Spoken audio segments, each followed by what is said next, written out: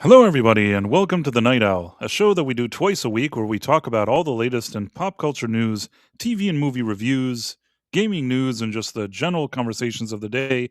For those who don't know me, I'm Price of Reason, and with me, as always, is my co host, Professor R2. How's it going, Professor? It is going. I'm doing well actually. It's a nice day. There was a lot to do today, but I got to spend some time kicking back, enjoying life on my stolen land here, and it's kind of nice. I was pretty happy with it. So yeah. Yeah. uh, the thing is that you mentioned that stolen land because that's what Billie Eilish was saying, but Yes. one of the problems I have, you could say, let's say, that John Lennon was too heavily involved in the piece or whatever he wanted, but you can't say John Lennon didn't have at least some good music on his belt. Do you get what I'm saying? At least, if nothing else, he had some iconic songs and tunes on his belt. So you can argue if he became too political or not too political. Can't take away that at least he had some like pretty significant songs that could still be credited to his name. What does Billie Eilish have? What does she have? What song does she have? Uh, Uh, You're a bad I'll, boy. I'll be honest. I couldn't tell you. I There's could a, not name. If you held a gun to my head and said, "You must name a Billie Eilish song or die," I would be an ex professor because I couldn't tell you literally. I think you're a bad girl. I'm a bad boy, or something. What is it? The bad boy or bad girl? Who cares? It's so stupid. I just want to see what is it. What's Billie Eilish's greatest hit? I can't believe I'm gonna write this now. I'm writing it in. What's Billie Eilish? Billie Eilish. Ugh, Lish. Billie Biggest Eyelashes. Yeah. biggest hit. Bad guy. Bad guy. I told you there was some bad boy, bad Uh, girl. I couldn't sing you a note. I couldn't. I'll tell you why I know that song and why I think the song did well. It's almost a plagiarized song between you and me. Mhm. There's a band called Garbage that was in the '90s. Oh yeah, I remember Garbage. Didn't listen to him, but I remember him. Yeah. So I think that they had this idea. They had some pretty good musicians, good producers working and musicians. The guy that produced Nirvana actually put together the band, and he was producing and like also playing instruments and stuff. And they brought this singer that she was like from Scotland or something. I like her. I like the singer. I mean, she's a good singer. I think she's kind of a weirdo today, but back in the day, I thought she was Shirley Manson. I think she's called. Anyhow, she's a Hmm. really good singer. And at the time, if you hear some of her songs, I think that like Billie Eilish's Bad Guy sort of kind of tries to rip off that vibe. Only instead of like singing with a lot of energy, she just like whispers and mumbles into the microphone. There's nothing that bothers me more than this like whispering and mumbling into the microphone. Well, It's like it's not even singing. it, It's it, just it right, it's not singing, and it highlights what this whole generation is today, that even when they listen to music, they want to listen to a lazy person mumbling crap into the microphone because they're so like because of the lack of substance, there's like no substance. And Billie Eilish, in my opinion, is super overrated. Super overrated. I always say this, that a lot of these artists, if you brought them back to other eras, would be considered, in my opinion, pretty much nothing. Like if you, let's say, suddenly go to the '80s where you have like Whitney Houston singing, and then you bring like Billie Eilish. Billie Eilish is nothing. You know what I mean? Like nobody cares. If like you got like the '60s where all these like cool rock bands or whatever, somebody like comes to a party and says, "Hey, I have Billie Eilish." I don't think any of those people care. They may think to themselves that the sound is kind of interesting because it's like a modern sound, so maybe that'll interest them for like 3 seconds. But generally speaking, somebody will probably say this is boring shit. This is boring, lame, and stupid shit. Same with like the I mean, '70s. You bring like you play Led Zeppelin. You play them at their prime. Billie Eilish. oh yeah. No. I go back and I look at some of the artists that have been big like for the past 20 years. And I'm like, I don't care about a single one of them. I don't want to listen to their music. I don't have any interest. Most of them I don't even consider artists. They're just the people that sit in front of microphones and are famous because they're famous. I mean, uh, like Rihanna, Chris Brown, Taylor Swift, Justin Bieber, Ed Sheeran, Katy Perry, Lady Gaga. I don't want to listen to any of these people for any length of time. I'll be fair. I'll go back and I'll listen to a Led Zeppelin album from song 1 right through the the end of the side B, right? I'll listen to all of them. I'll sit and listen to even even the bands that people feel like were sellouts later on, like Aerosmith. I'll listen to the Rolling Stones or the Who or any, like I'll sit and listen to anything they have to offer. I don't want to listen to any of these artists from the past 20 Estefobos years. says, I saw Garbage at the San Jose Arena. They lip synced their whole set to the album. I wasn't happy. I saw them in what I believe was like maybe the late 90s. I thought that they were playing, it sounded like at least she was singing her own songs. I didn't think they were lip syncing, but what do I know? It was a good show. From Music died in 2005. One would argue that maybe it kind of died before, but maybe that was like the final like few years that maybe there were a few things that you could mildly listen to. I would argue that maybe after 2000 most of the stuff is bad, but yeah, I guess 2000 to 2005 was like the final phase, like the final decline. Now you mentioned Ed Sheeran. Don't get me wrong. I don't like listening to Ed Sheeran. I wouldn't listen to any of his songs. Like none of them interest me, and neither does he. But I will say this: that there have been a few times that, like, I don't know what if it's an interview or something like that, and you see him pull out a guitar and play some music and sing. And I dare say that maybe if somebody like Ed Sheeran was like born and raised in, let's say, the '60s or the '70s, maybe the talent is there to do something. It's just that instead of doing something cool, we get whatever is contemporary, which is crappy. So sometimes I see people that I think have some potential that maybe if they were at a different era. Lady Gaga isn't the worst musician in the world. Again, that doesn't mean that I enjoy listening to her music very much. I will say that if you look at stuff before she got famous and she's like playing jazz at bars and like singing stuff, she actually is not a bad musician. But again, she understood, wants to make money, wants to be famous, wants to be a star, has to do like the cheesy, Yeah, you got to trashy do kind of. the formulaic pop, hip hop, or whatever. Like this really formulaic music that's designed by an algorithm to be the most popular, and it's terrible. It's just all of it's awful. It has there's no soul to it at all. I tend to agree. Even like even when I felt like a lot of like alternative and grunge and stuff in the 90s wasn't really for me, there was a big group there that it spoke to.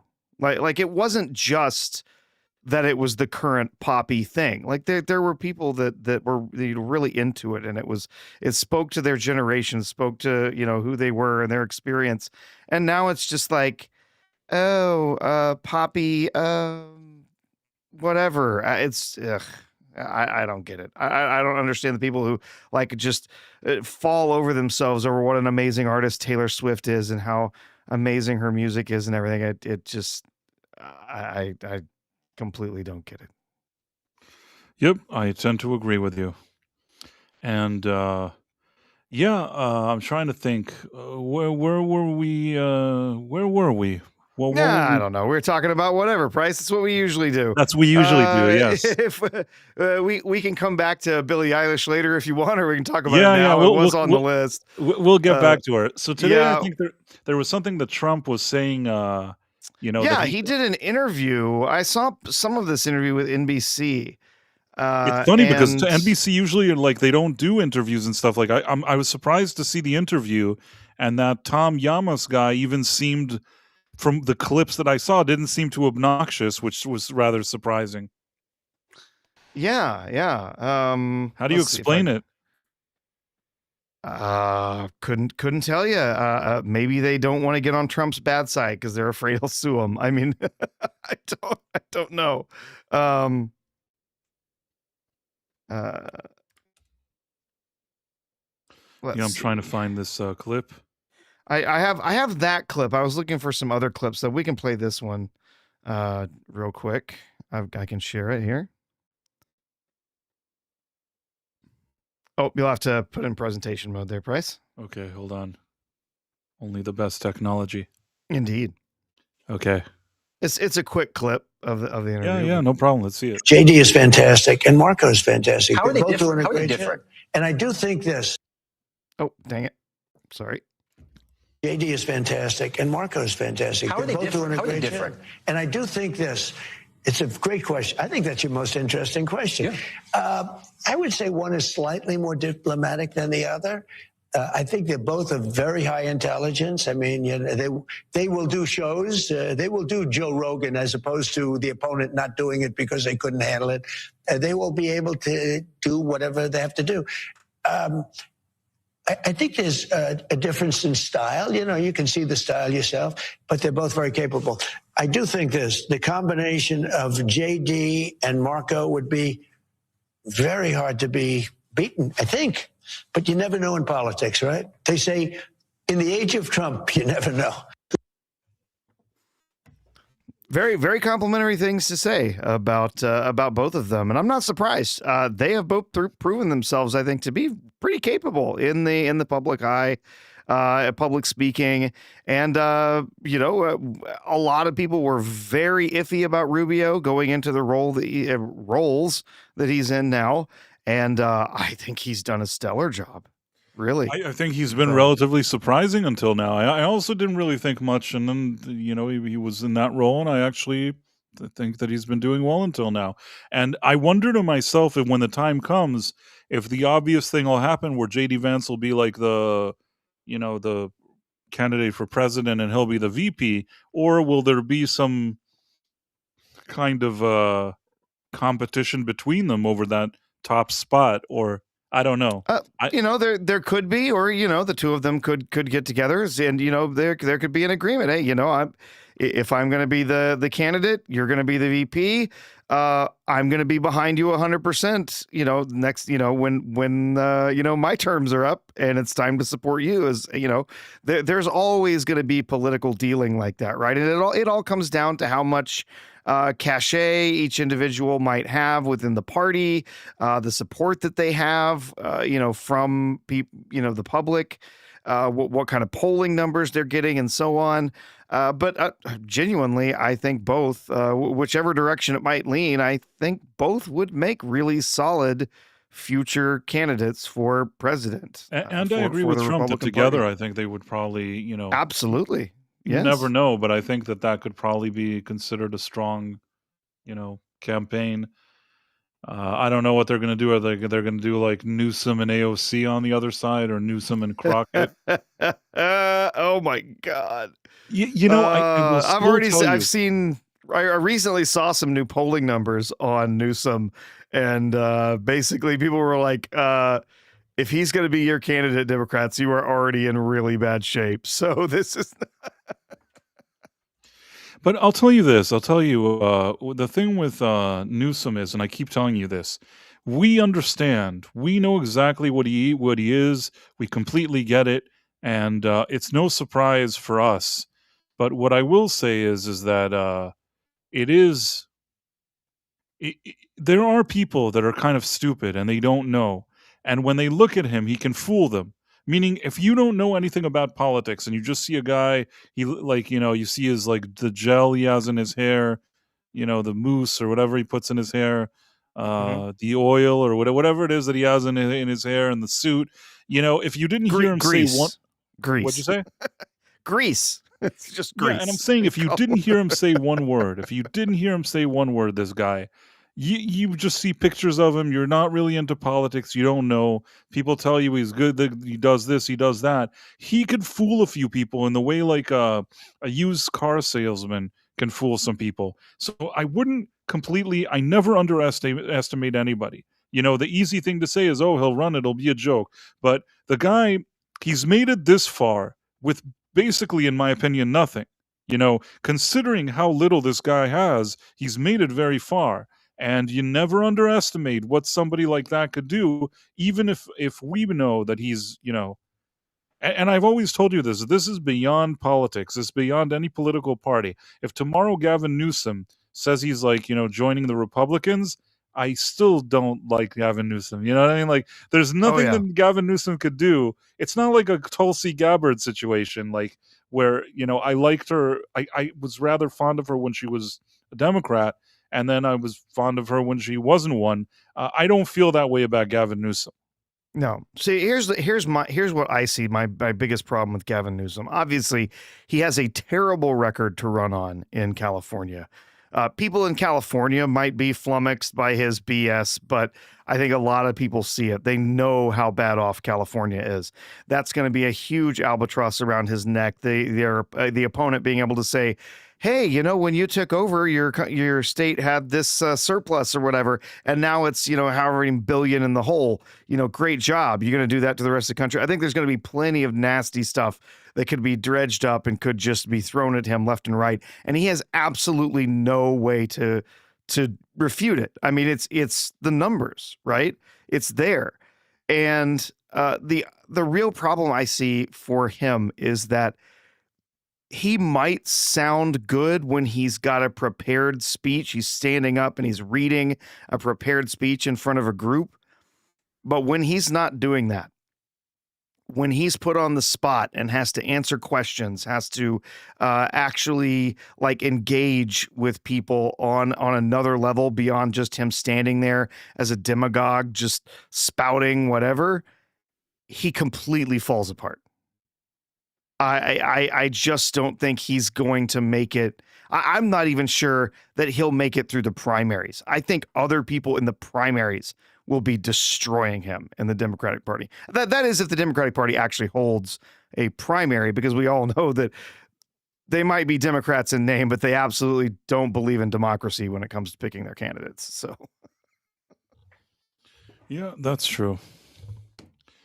Anyhow, so that'll be interesting. Did I miss anything else? Was there anything interesting politics today? I kind of beyond this. There was this interview. There were a few interesting. This was one that a lot of people were having some fun with here. On January 21st, 2029, do you see any scenario where you are still president? I don't know. It would be interesting. But wouldn't it be terrible if I agreed with, if I gave you the answer that you're looking for? It would make life so much less exciting. Right? It would be so much less exciting. But I only do this for one reason: make America great again. And that's what we're doing. We're making America great again, greater than ever before. Our country is greater than ever before. So a lot of people, well, hell, here's one of them, right? There's, these leftist accounts that are like, he's literally saying that he's going to be a dictator. Are you awake yet? Are you awake yet? It's like, he's trolling you. My God. He's been doing this for ages. He's been doing this. And, you get Newsom out there on the public stage and, in front of European leaders going, he's literally sent me a Trump 2028 hat. Can you believe it? It's like, I mean, the thing is screwing with you. He's not getting any younger. That's the truth. How old is Trump right now? Is he already like 79, 80? What is he? Not sure.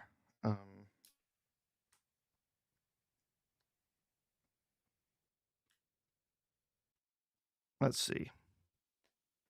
I think he's in his 70s. Let's see. He's 79. Yeah, so,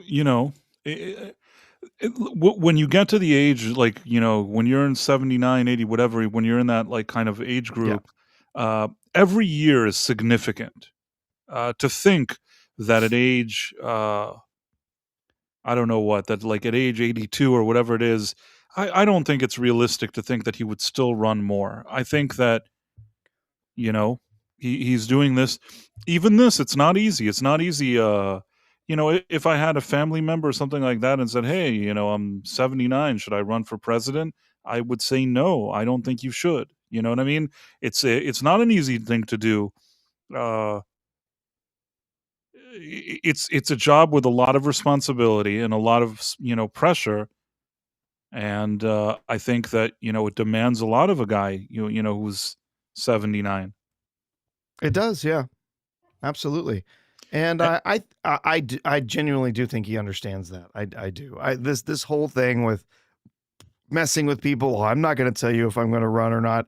It's just all trolling. It's all messing with people. It's giving them things to scream about. It's giving them, keeping them guessing, and that's what he does. That's that, and he likes it that way. He knows as well as anybody there is actually no recourse for him other than changing the Constitution, which is not going to happen. There's no recourse for him to actually run in No, and the 2028. thing is, if he was like now 40, I would say maybe this guy is trying to cook up something behind the scenes. But I don't think that I don't think realistically that that he thinks that he's going to be another term. In my opinion, I don't think so. But we'll see. We'll see what happens. Uh, I'm trying to think. Was there anything else? I see that you're highlighting something that Minnesota residents tried to set up roadblocks for ICE. Is that true? Oh, I wasn't highlighting that. I was just showing up there. Yeah, there were some things that were happening with Tom Homan. I don't know if you saw some of those. Didn't see what happened. Well, it was well, let's just see if we can find. He went forward yesterday, where he was out talking. He made a speech talking about how they were going to be pulling back some agents in Minneapolis and so on. This little clip here might have some of it. Sworn duties to enforce immigration law that Congress passed is unacceptable. And it's shameful and incomprehensible to me that this unlawful and threatening behavior is being tolerated by anyone. As far as what I saw yesterday with the roadblocks being set up, you're not going to stop ICE. You're not going to stop Border Patrol. The only thing you're doing is irritating your community and want to go get groceries or pick their children up or whatever. I talked to the chief of police, and he committed to taking swift action on those illegal roadblocks. They're illegal. We shouldn't tolerate them. Again, a complete drawdown is going to depend on the cooperation, continued cooperation of local and state law enforcement, and the decrease of the violence, the rhetoric, and the attacks against ICE and Border Patrol. The federal law enforcement personnel, ICE and CBP, and other partner agencies are patriots. And they've carried out their duties patriotically. Yeah. So during this talk, basically, he said a few different things while he was making this speech, talking about enforcement, of ICE and everything in Minnesota. And one of his points was, first, they did announce they're going to pull back. They're bringing 700 agents out of Minnesota, sending them back to their, various different home agencies, home, deployments, wherever they should go. And everyone started to say, oh, they were, now they're pulling back, they're giving up. And Homan was basically like, no, we're taking 700 agents out, but we're leaving all the other agents there. These 700 agents, they're going back to help, with enforcement in other places. And the reason we're taking them out is because we are getting, in his words, unprecedented cooperation from the police, the jails and stuff in these different cities. So in other words, if what he's saying is true, we won. We got what we actually wanted. The reason all those ICE agents were there was because they were looking for all these illegals, and all these illegals, that were there, that were criminals. That was their focus. That was what their target was. And because the jails and the police were not holding these people, not notifying ICE that they had them in custody or had them in jail or whatever. They were just releasing them back into the communities. And so, Homan is basically saying, look, you put them back in the community. So that means we have to go into the community to get them. If you don't put them back into the community, if you hold them, if you honor the retainers that we have, if you honor their deportation, status, whatever, and you notify us and we can just come get them, then I can send 2 ICE agents, 2 Border Patrol agents in there to pick the guy up from jail and take him into custody and do the rest of the job. If you release him back into the community, I have to put 20 people on the case. And they don't just go to the jail. They have to go into the communities. They have to disrupt people's lives. They have to do, all sorts of stuff to find these people and chase them down. So it's like, what's the smart move here? You want your community to be safe? You don't want us going in and busting into this house and not only getting this, one, criminal, but also getting 8 other illegals, maybe that aren't criminals, but they're illegals. So we're going to take them into custody. Like, you don't want that? Then we need cooperation from the jails. We need cooperation from the police. And he's saying that they're now getting that. And so if that's true, then that's great, because that is what they really want. Is that they want to be able to simply send a few agents over, pick these guys up whenever they have run-ins with the law or whenever they're incarcerated. They can snatch them up and then handle that with a few officers for ICE and Border Patrol, instead of having to send, a whole team in to find these people in the communities. So that's great. If that's true, that's fantastic. I hope it's not him backing down. I hope it's like, it is not. Well, he made very clear. He said, we're not backing down. We're leaving all these agents here. And he said, oh, and by the way, all the people that are here investigating all the fraud, they're not going anywhere. They are all here until their job is done. So they're not going anywhere. And then, we're sending 700 agents home, but that still leaves 2,300 agents, in the area. So are they going to find what happened to all those billions? They're working on it, supposedly. I mean, I hope they find more. I hope they are able to identify more people. They can pin down where this money's been going, who's been cashing these checks, who's been shipping this cash off, and so on. He said they're still there. They're still committed to doing their job there. And he also said, we're right now our target is not looking for, going door to door looking for people who are, who overstayed visas or are here illegally, came across the border illegally. That's not our focus. Our focus is taking care of these criminals. But if we encounter somebody who has overstayed their visa, we encounter somebody who came across the border illegally, is not here, legally, then we're going to take them in, because that's our job. So he's like, we're not stopping anything. We're not, we're taking a different approach. We've consolidated some offices. We're going to have a wider deployment of body cams. Like when he came in and sort of took over in the area, he said, we're going to make these changes. We're going to do these things. It's going to make things more efficient, whatever. We're going to make sure there's more body cams. So we've got body cam footage.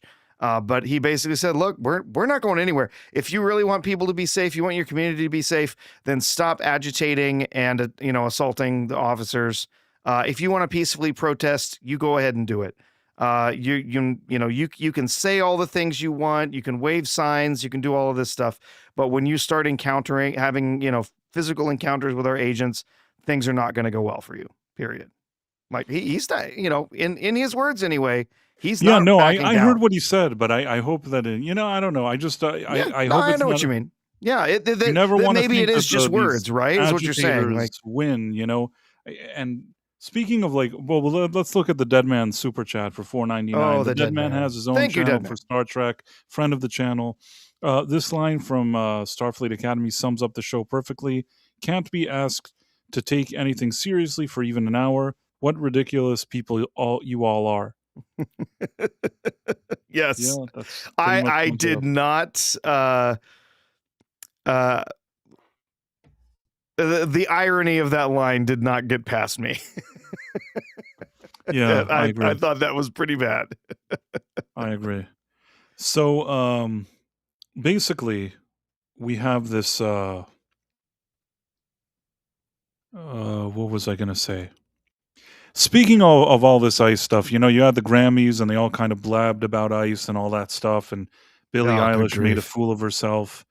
And I'm thinking to myself, you know, all these celebrities, they were so annoying. They're so annoying that they can't just be quiet and do whatever.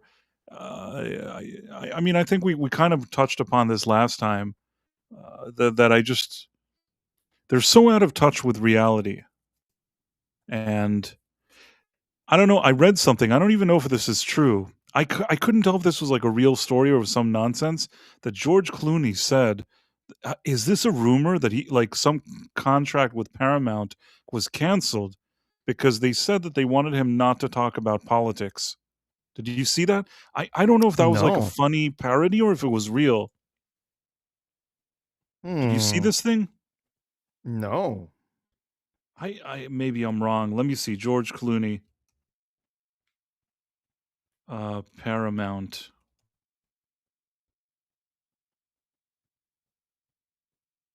Let's see. So I see one post about it, and it's got a community note saying that it came from a satirical website. Okay, that's what I thought. I mean, the truth is that most of these Hollywood, I don't think there's any studio in Hollywood that would. Yeah, see, there's this one. Paramount canceled a $150 million project after the actor refused to the terms about not talking about anything political for 2 years, and it says that this is based on a satirical Facebook page. So I thought it was I satirical. It just seemed kind of yeah. random and out of left field.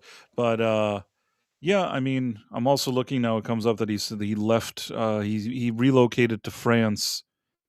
So yeah, it's great if he's in France. Then he doesn't have to take interest in what happens here anymore. He can go Yep. sit with his $100 million in France and leave everybody alone. I think. Oh, what? Oh, there Oh, was another story I saw earlier today that I found extremely hilarious. yeah, it Um, said Mark Wahlberg would take the project. But why I thought it was interesting though? I knew it was satire because I thought to myself that it makes too much sense to me, so it must be satire. And the truth is, if I now had a studio and I had money to make movies, that's exactly what I would want.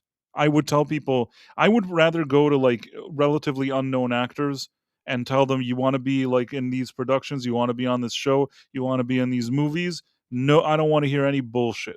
Part of the deal is you're getting paid, you're not going to lecture people about your stupid shit. Back in the day, I yeah. think before social media, studios could absorb stuff like this.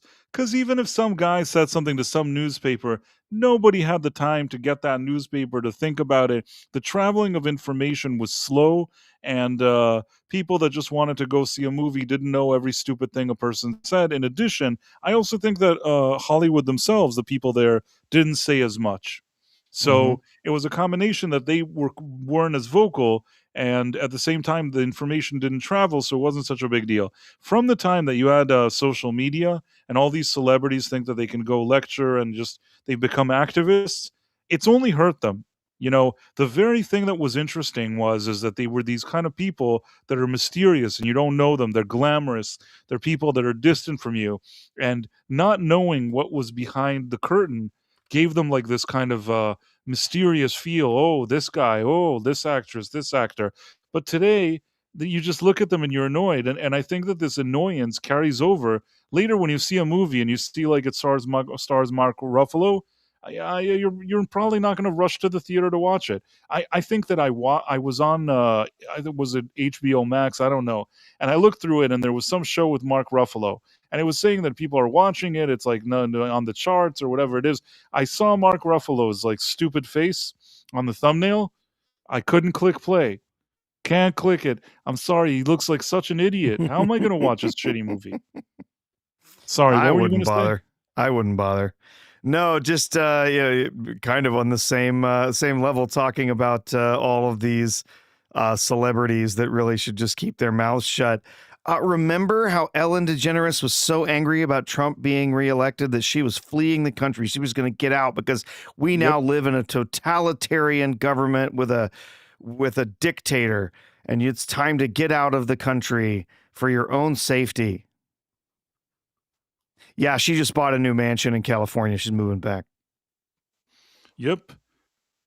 I I think that this is exactly what all these celebrities they go. They're like, oh, I'm going to go somewhere else. First of all these places that they're going, they think it's so great. It reminds me of Lady Gaga. She went to Japan, did a concert, and in the middle of the thing she starts lecturing them about ICE and about people and rights and all this kind of stuff, lecturing to people who could not give two shits about what she's saying. Everything that she's saying is the opposite of what they believe. They believe like they don't want too many foreigners in their country. They don't want to hear anything about it. They like, if there was a spectrum on what they think and what happens in the US, they're like a much more like decisive in the views that they have, which are polar opposite to what she's lecturing. And I think that even local press in Japan was like, why is this woman saying this nonsense here? Like, it was seen almost as disrespect that she would like bring her stupid, in their eyes, her stupid problems from her own country and lecture those people about it when they don't want to hear about it. This did not go over well. And you have to sometimes understand also, like, especially Japanese culture, Asian cultures, they have things that are very different than what you know. Oh yeah. And I think that you have to be mindful of the kind of culture you go to before making those kind of declarations. I guess it's another celebrity that over a musician that over the past few weeks kind of made a fool of themselves. Billie Eilish too. Mm-hmm. Yeah. Oh, they're everywhere. I mean, the Grammys was nonstop, just as a parade of idiots. Right. But yeah, this whole thing I saw with Ellen DeGeneres just made me laugh so much. Like, who's next? Right? Is Rosie going to be moving back next? That would be great. Yeah, I mean, you much. think also the other thing is, where are these ladies gonna go? Where are they gonna go that everybody's gonna do their stupid cocktail VIP parties and all like, talk to do their usual shit? Where else is she gonna go? Only in the US, only in California, in Los Angeles or whatever it is, she could sit around and do that same shit. It Yeah, wouldn't surprise me. I think they realized that they moved over there and they suddenly were not in a community surrounded by people who all thought exactly the same way they did and spent every hour of every day kissing each other's asses, trying to, one up each other and how woke they could be. Like they ended up in a community that wasn't like that. And they thought, wait, I thought all of Europe was that. I thought all of Europe was just like California. No, only California is like California. Only LA and the counties around there are like LA, where everyone there is just as woke as anyone else. And they're all trying to outwoke each other, all trying to kiss each other's asses, all spending every hour of every day trying to figure out how to virtue signal, heavier than somebody else. I mean, that is not a reality anywhere else. I mean, I hate to say it. This is going to sound terrible, and I apologize in advance. Is the word dumpy? Is that the word? I was going to say something possibly even worse. She's starting to give me like Greta Thunberg vibes. I think that's worse than any other thing I could say about her. It's like, how dare you? You know what I'm saying? There's something about what is, I don't know, another hypocrite, also some young, relatively young lady hypocrite activist or whatever. I will say that at least as opposed to Greta Thunberg, this girl sings something and releases music, if you can call it music. I mean, honestly, I told you, it would be considered an inferior product in any other era of music.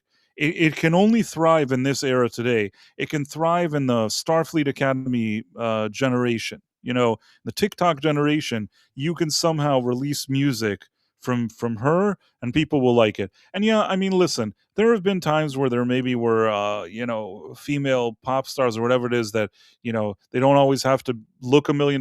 Maybe they have like a good voice or something like that. But yeah, I don't really know. I'm trying to still figure out what the appeal is with Billie Eilish. The songs are nothing to write home about.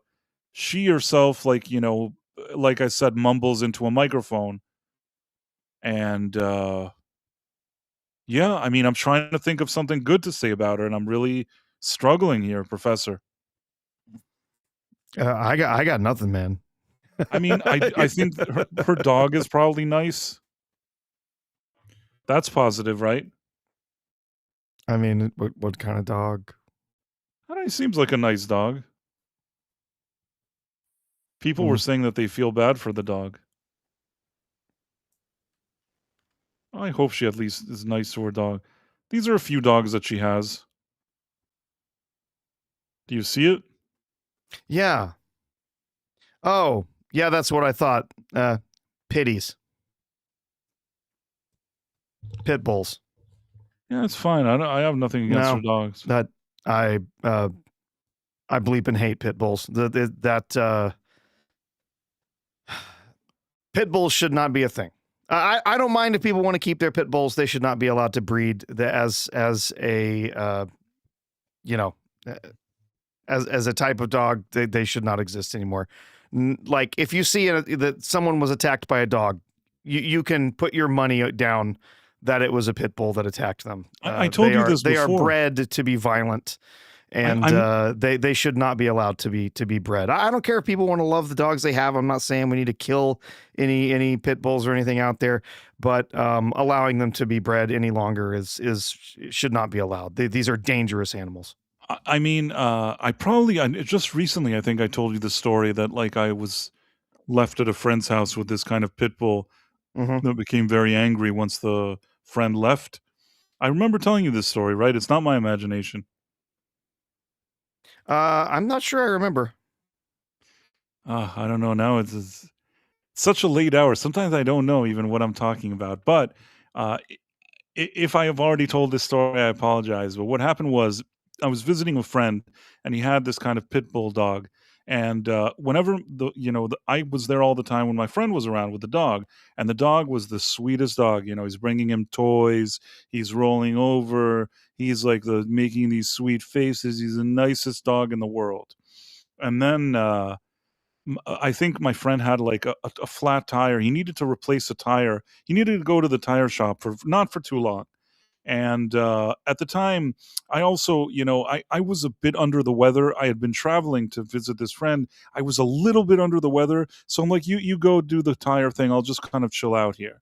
And he does the tire thing. The second he leaves the apartment, the dog is a different dog. Like suddenly the dog at the beginning, I think, oh, maybe he'll play with the toys, like fun, nice. I'm just like completely innocent. I'm not thinking anything.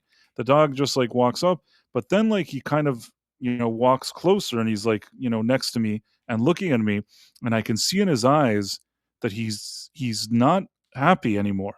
Like he's thinking to himself now he's switched mode. He's not doing the cute thing with bringing the ball and rolling around and playing all cute. He's thinking, who is this intruder in my home? And I, in spite of being not like, on top of my game, kind of under the weather, I could spot that this is what was happening. And, you always think you hear, well, if they see that you're scared, then they'll this and that. But you know what? I tried my best and I said, okay, this isn't working. Because like the dog sort of came closer to me, and the strategy of don't show him any fear was not working. Like this dog didn't care what I was showing. So I kind of got up and I saw that like, he was slowly kind of going after me. And then I ran into the bathroom. Now, because this was like a loft space, the door of the bathroom was kind of on this kind of wire. I can't really explain it to you with like the mechanics of it, but this was a very flimsy door, not a standard one. And it's fine if you're not expecting a pit bull to try to like ram into it and break it. Like in any other circumstance, it would be fine. This kind of rail or whatever you want to call it, but with this pit bull trying to break down the door, it became a problem. And now I'm in the bathroom, and I'm like with all my weight pressing against the door, and the dog is like kind of like, it's like in the Madrid with the bulls. He's like going back, like running and trying to like, push the door. It's like I'm battling this dog with the door. The only luck I had is that I quickly went and like even into the bathroom and did this. That's the only luck that I have. So I'm doing this, and the dog is like, and the dog is strong. This is not a weak dog. I don't know if you understand Mm-hmm. this. This dog has power and energy, and I'm Oh, battling yes. with the pitfall. There's a door between me and this pitfall, and the door is flimsy. It's like can fly off, and I'm sort of kind of holding it, and this has become like a battle, and I think I'm trying to think. I maybe the cell phone wasn't on me. I don't really know. The funniest thing is while I'm doing this, I think that my friend was calling his own place. Maybe he couldn't reach me, so he tried calling his own home, which has like had an answering machine of sorts, so you could hear him. I could hear him, but he wasn't there, and maybe he was telling me that he'll be back in a few minutes or something like that, or he was thought to himself, "Why am I not answering?" He ends up showing up, and the second he walks into the door, the dog, the second the dog even sniffs him or hears him coming from far away, stops the whole ramming of the door. He goes to the door, he rolls over, brings him his toy, and do all this stuff. I'm still in the bathroom, I'm holding that door. And then like the guy, I see that he's there and the dog is like nice. And I'm like, dude, you don't understand, like you don't understand what just happened. And he said, like, I don't know, I'd never seen him. I didn't know that that's what would happen. Like I've never seen him behave that he knows he can be like aggressive, but not in that situation. He didn't anticipate that to happen. So, and the dog was called Bigfoot. Mm-hmm. So that was my battle with Bigfoot, with a door and a pit bull. It's such a bizarre story, but that's actually what happened, and there's nothing I can do. And from that moment, I would not be alone with that dog. I was concerned throughout my stay. Like this dog became a concern. So at least if nothing else, I saw that these dogs can be kind of like Dr. Jekyll and Mr. Hyde. If well trained and whatever, they could be all nice, and you could think it's such a sweet dog. But one false move, and you don't know exactly how it's going to turn out. Mm-hmm. Yeah. Yeah, pit bulls are very unpredictable. They can become extremely violent. They're very strong for the breed, and yeah, like I said, you can set your watch by it, or you can put your money down safely on the table. If you hear about a dog that attacked and maimed or killed somebody, you can put your money down safely betting it was a pit bull that was responsible. They're responsible for so many different attacks. Again, I'm not saying you should ban the ownership of pit bulls. Nobody's pit bull needs to be put down. I'm not saying anything like that. What I'm saying is you ban the breeding of them, and over time, they'll no longer be a breed, and that would be for the best. There's plenty of other dog breeds out there besides pit bulls that have been bred for generations to be violent attack dogs. I don't like saying that something shouldn't exist. It feels wrong, but at the same time, That's I've fair, been Price. It's fair. This is me saying this. This is how I feel about it. It's and again, it's if you feel differently, there's people in the chat no, that feel differently. They're saying it's the owners that are the ones that are violent or training them to be violent. I get it. Again, this is just how I feel about it. This is, from my experience, from people that I've known, experiences of people that I've known, that I feel like, they're just too dangerous. It's a chance we shouldn't have to take. There's plenty of dog breeds that people can adopt and love that, this is a breed that we don't need around. We don't need to be taking the chance on this breed as dangerous as it is. That's my feeling.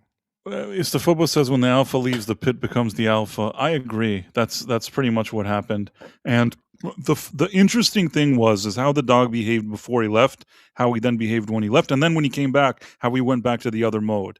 And I'm not arguing with you that these dogs can be dangerous. I just I don't know. I would stop short of saying I don't want them to exist or something like that because I don't know. It's like the circle of life or whatever. Maybe you need these dogs for something. But aside from that, I can also understand where you're coming from. This is Yeah. definitely, you know, it's not an easy dog to keep around. It can cause more danger than people uh, think. In any case, you were saying that Billie Eilish looks rather dumpy. It's like there's something not. I don't know how to how do I say this and not sound like an asshole. Sorry, Sean. Well, at this late hour, there's something not very feminine about her. Meaning, she doesn't generate femininity. She mumbles into the microphone. Her music stinks, and she herself. I think I know what I'm saying. I got it. I got it, Professor.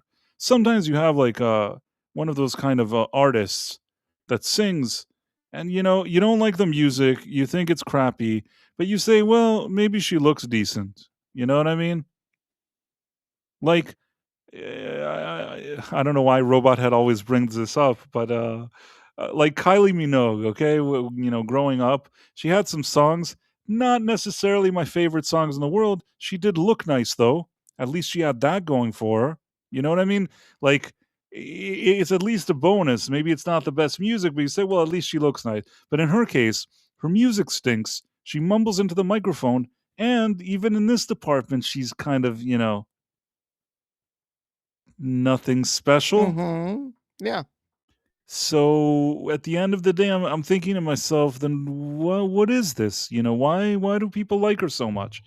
And again, it's just she was born in the right generation. She was born at the right time.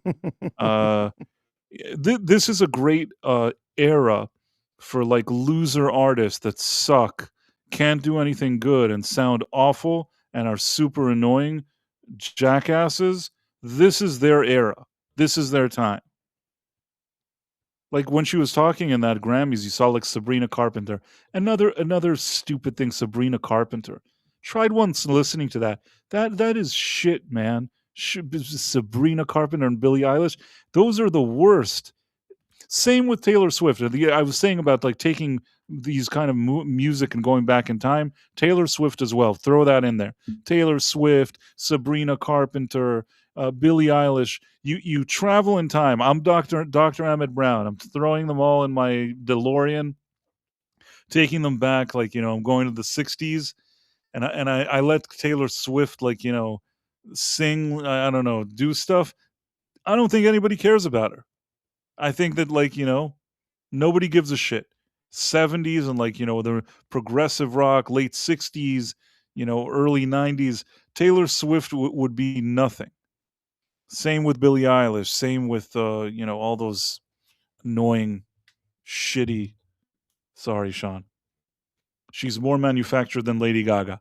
I will say again, I think that Lady Gaga can be super annoying. Her activism and her stupid crap is annoying, and she always has been annoying. And it's annoying, and it kind of sounds like she's a dum dum. Like, I remember that when that whole thing happened with Kavanaugh, Lady Gaga said, in some interview, she's like, well, that Blasey Ford lady, she's telling the truth. And somebody said, "Oh, why do you think that?" And then she says, "Well, she's a doctor. Of course, she's telling the truth." It's like, stop it. Like, that whole thing sounded so far fetched. That whole Blasey Ford. She seemed like a complete wacko to me personally. Could be wrong, but I guess what I'm saying is that she always has some stupid take. The best thing she could do is just not talk about politics. In the case of Lady Gaga, if you let her play some jazz and sing and give her a piano to play jazz and sing, I think that she actually has talent. But man, so much garbage surrounding that. So yeah, Lady Gaga is better than Billie Eilish. I'll give you that.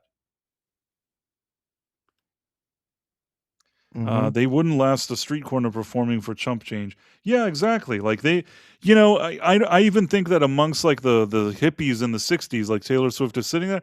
Maybe if she sat there and there's some bums on the street next to her, maybe they'll like they'll give her a piece of bread or something. But maybe some people like I personally I can't explain why the way Taylor Swift looks doesn't appeal to me, and I don't really know why. It's not that she's necessarily bad looking as much as maybe her whole vibe doesn't appeal to me. Like I look at Taylor Swift and I don't have like positive feelings.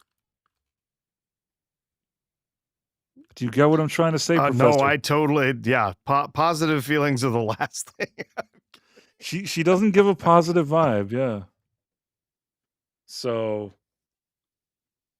who says she can't sing with all the autotune? Which one of them? That you have to be more specific here. Oh, Swift. Swift is not that great of a singer. You're right. There's nothing about her voice that's especially good. The thing with Taylor Swift that I'll give her, and this is the only thing that I'll give her, is that she's a good marketing person. She's a somewhat decent businesswoman and a good at marketing herself and her brand. She's been doing it since she was like 0 years old, again, bankrolled by her family and all that stuff. I'm not trying to be a hater about it. I'm just, I always say, well, as somebody that I came from a background that I play music and things like that, most people that like get up in their teens or whatever it is or whatever age and say, I want to be like a music star. I want to do this, I want to do that. It's not necessarily the thing that parents love to hear the most. Most of the time you don't get parents saying, okay, we're going to bankroll this whole situation. We're bringing a team of executives and lawyers and publicists and hairstylists, and we're going to make this thing happen. That's very rare, and I'm not trying to hate on her. Maybe even with all that stuff, you could still fail. There's probably some people that have all of that and still fail, but certainly it helped that she had this kind of backing where most people, they have to be, these days it doesn't even matter. I don't know what most people today, but I'm just saying that she was very fortunate too. So there is nothing spectacular about her voice. There's nothing spectacular about her songs. Most of her songs sound like The- the same song, and even the original song that they sound like is annoying. It's like it's like you're doing a copy paste over shitty things. It's like you took shit and copied and pasted it. That's her musical catalog. Yep, there's nothing about her that stands out at all. Uh, Nothing. Uh, Eilish was also bankrolled by her family. Yeah, there's another thing. They really wanted to make it seem like Eilish was like, also like a grassroots thing. That's another sham that I never believed. Also seems like something fishy about it with her and her brother. Oh, they recorded songs in their bedroom, blah, blah, blah, blah. A lot of people record songs in their bedrooms. And probably better ones than these two clowns, recorded. And that's another thing. And in addition to Billie Eilish, you have her brother Phineas. Phineas writes music. Phineas writes the shittiest music on the face of the earth.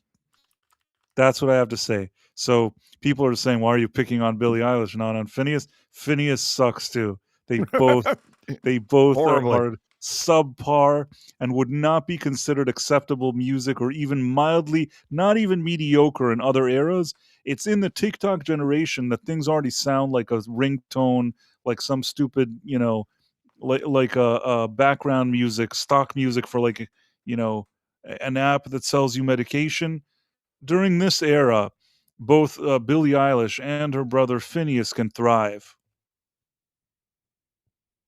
And they know they Yep. suck. They know they suck. That's why people that are good don't need to lecture you about all this shit all day. I really feel like if you're really good at your craft, you don't need to sit around and like lecture people all day. If you're truly like a great musician, you don't need any of this. You could just, go make your music and you know bring people together with their music. Maybe you can create something that unifies people. That's another thing.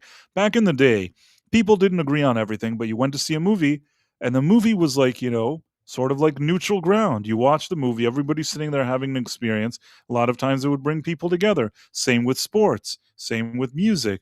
But over the years, all these like people have become so political that you don't have that anymore.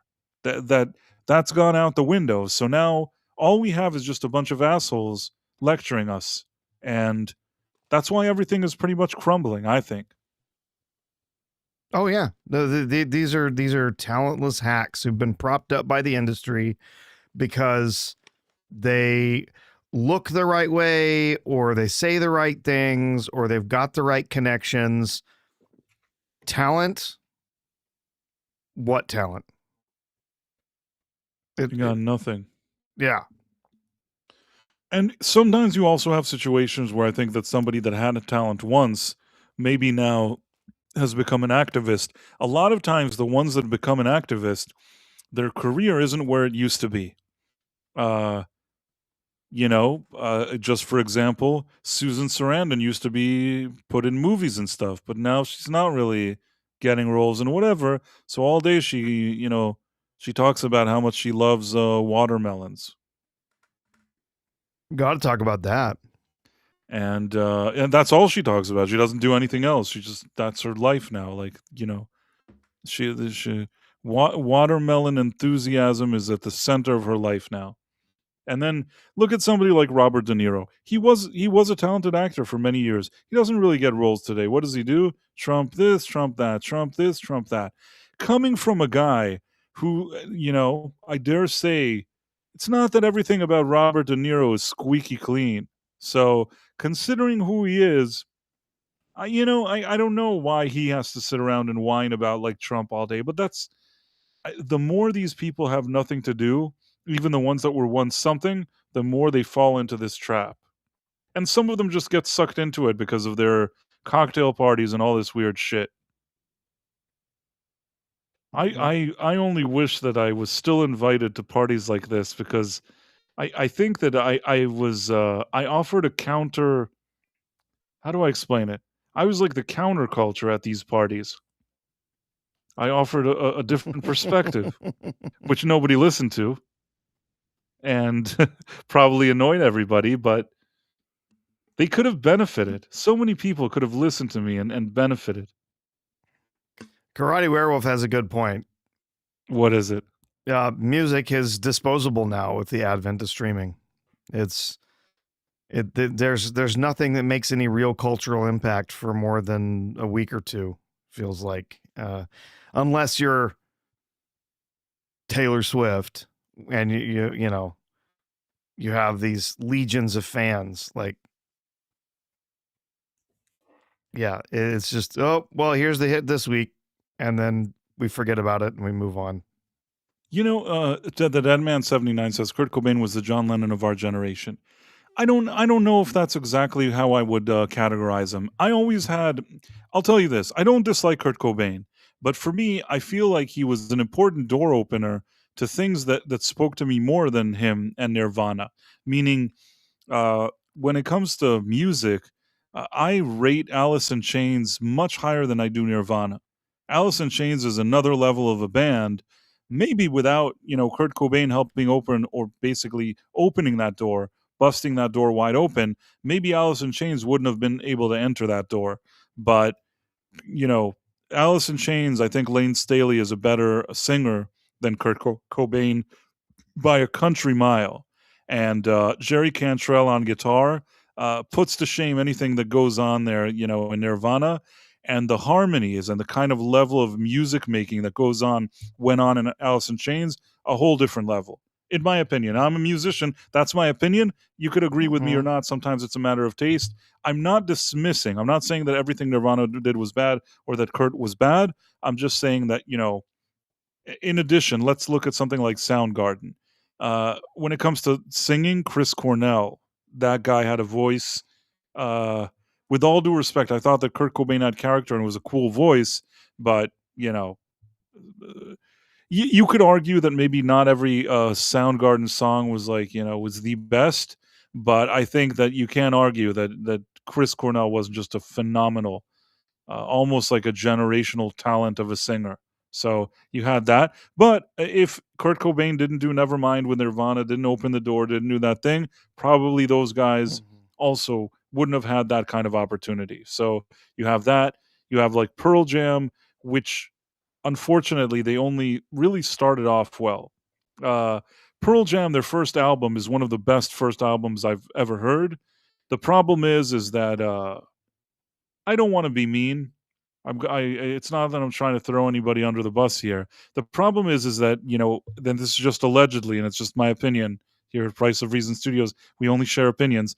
Uh, Eddie Vedder has a really big ego, and I think that in the first album, people don't know this. They actually had another singer, and that guy he accidentally deleted himself with the use of recreational activities. If you know what I'm saying. Mm-hmm. So yeah, he he was he was inserting Persian chemicals. I don't know if Sure. that I don't know if Sure. that makes any sense, but I think you understand what I mean. He was a big connoisseur of Persian chemicals, Professor. So that guy was done. So they didn't have a band anymore. So they're like, okay, what do we do? And then somebody told them, I think maybe it was Jack Irons, who was like, at some point a drummer for for the Chili Peppers, but he wasn't anymore. I vaguely remember this. I think that he said, "Hey, there's this guy, and he was in San Diego, San Francisco, or somewhere else." Eddie Vedder. So there's guy. Why don't we? He can do he can do your vocals. So at this point, the guys at Pearl Jam had already written a lot of tunes of what they wanted the music and the sound to sound like. They just didn't really have like the voice and the lyrics that they wanted. So Eddie Vedder was given this cassette of all their songs that they pretty much had arranged, and at that point what he did was is that he kind of brought some lyrics and sang over it. I think that he did great in that capacity. The thing is that after the success of that 10 album, he said, "Okay, I'm so great. Why am I just doing like song like lyrics and singing over your music? I have to be the one that dictates the music in the band." And that's why from the second album, you already see a dip in quality. The second album had some leftovers from the first album, so it's still pretty decent. It's at least like, it's all right, I guess. Third album, you only have like a few songs. Once you get to the fourth album, once it says like no code, it's the end of the road. Like there's you can just stop listening to that band. Even Vitalogy, you can scrape maybe 3 songs out of there that are like decent songs, even like good, but aside from 3 songs, you already know that 9 are like, just crap. Yeah, and No Code is one of the most disappointing CDs I ever bought, because I was really into Pearl Jam. I loved it. I bought it and I'm like, wow, it's so good. It's No Code. I got it. And I pressed play. And Eddie Vedder was like, I'm zip on a motorbike. I'm driving. And I'm like, what the fuck? Like, what happened to this guy? Why is he such a kind of weak little douchey jerk off now, when he was like, sorry, Sean, when he was this like, had this like larger than life presence. Now he's like mumbling shit. Maybe he could get along with Billie Eilish. That's what No Code sounds like. I feel bad because I think once I said that to CC Karaoke, and CC Karaoke is like, No Code is my favorite Pearl Jam album ever. And I'm like, really? And it really like, I felt sad. I don't know why CC would like that. I mean, I have to respect it. And CC himself, he knows a thing or two about music. So I can't take away if that's what he likes. But man, No Code is a rough album to listen to. Like, you'd be hard pressed to find as many albums that disappointed me as much as No Code. I'll credit Vedder for standing up for the fans. Is that with the tickets, that he said that the tickets were expensive? Who knows? He didn't give back any money to anybody. I wouldn't, I don't know if that's Yeah. even what you were talking about. At the end of the day, I don't think he has anything to worry about. The band still tours and makes money. The only thing that is kind of very telling is most shows that they have to include a good amount of songs from their first album 10, because that's the good one, and they know it. Like, even after all these years, they know that like somebody going to see this show wants to see the goods, and the goods is the very early material. Nobody is going to see Pearl Jam, or most people. Maybe there's a few, but I'm saying most people that are going to see Pearl Jam, they're not going because they released an album yesterday, not because they released 5 years ago, not 10 years ago, not 15 years ago, not 20 years ago. Nobody gives a shit about all of their music. Or maybe some people do, sorry, but most people don't give a shit about it. How did we get here, Professor? Billie Eilish and exploring the vast world of worthless musicians. And then talking about some of them that are actually worthwhile, I suppose.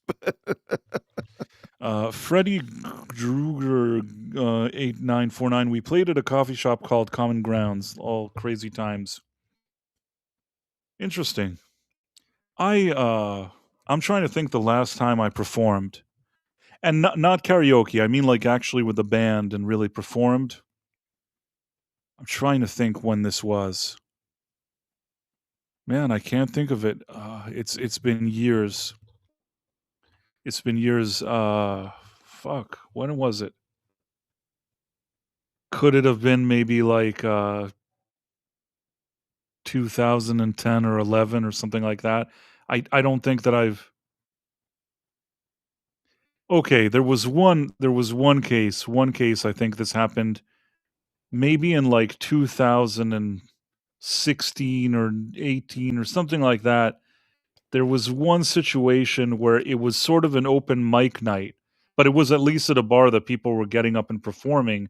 And a friend of mine, like, grabbed a guitar and was playing, I think, an Alice in Chains song. Not that I'm even good at singing that because my voice isn't that good, but it was maybe a song that I could sing. I think it was Brother.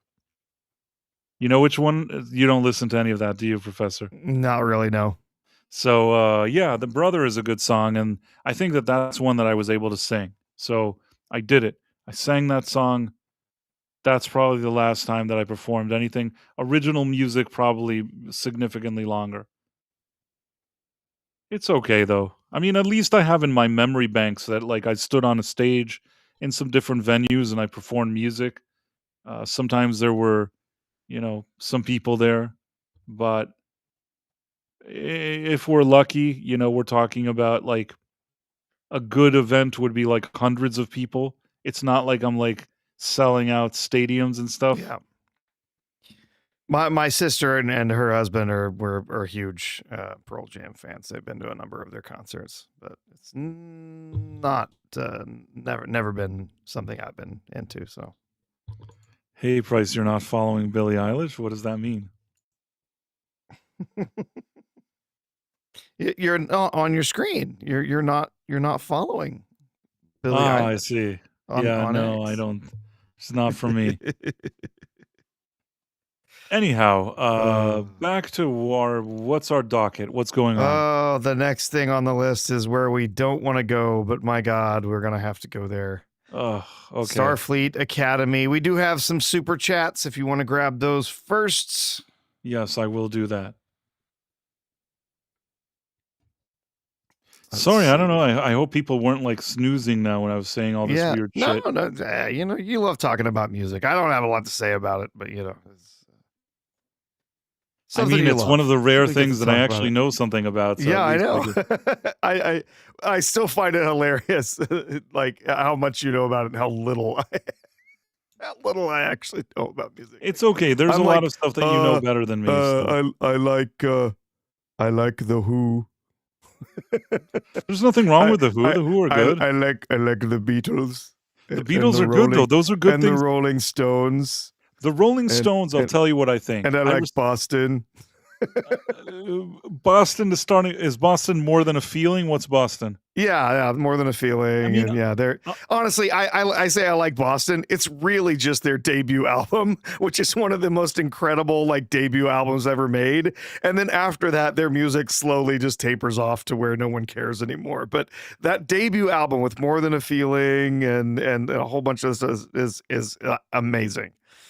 I recall something that like the way they made it was unique. Like I don't remember why the story. Yeah, there's a whole bunch of double tracking stuff. So like they'll have multiple guitar parts played on top of other guitar parts, And then so it's really just one guitar playing, but they play it like multiple times on time. Like, yeah, the engineer that made it, one of the guys that was one of the leads in Boston, like made equipment. He was like an engineer from MIT. Like he made musical equipment that's still used by artists today. Like It he does sound invented it all does this sound stuff. good. Listen, Yeah. I'll put it this way.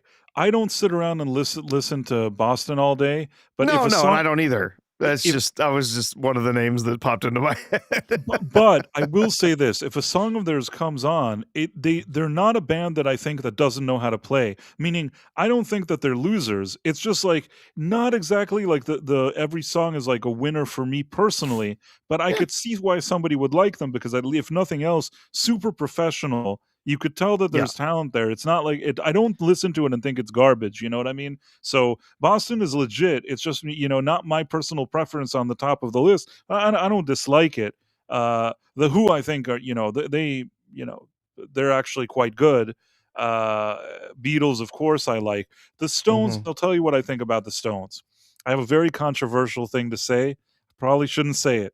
Oh, let's look at the super chat first of all. Mm-hmm. Uh, One more Starfleet Academy comment. Sam is a hologram. Do you think it would be even more ironic if it turned out her creator was called AI?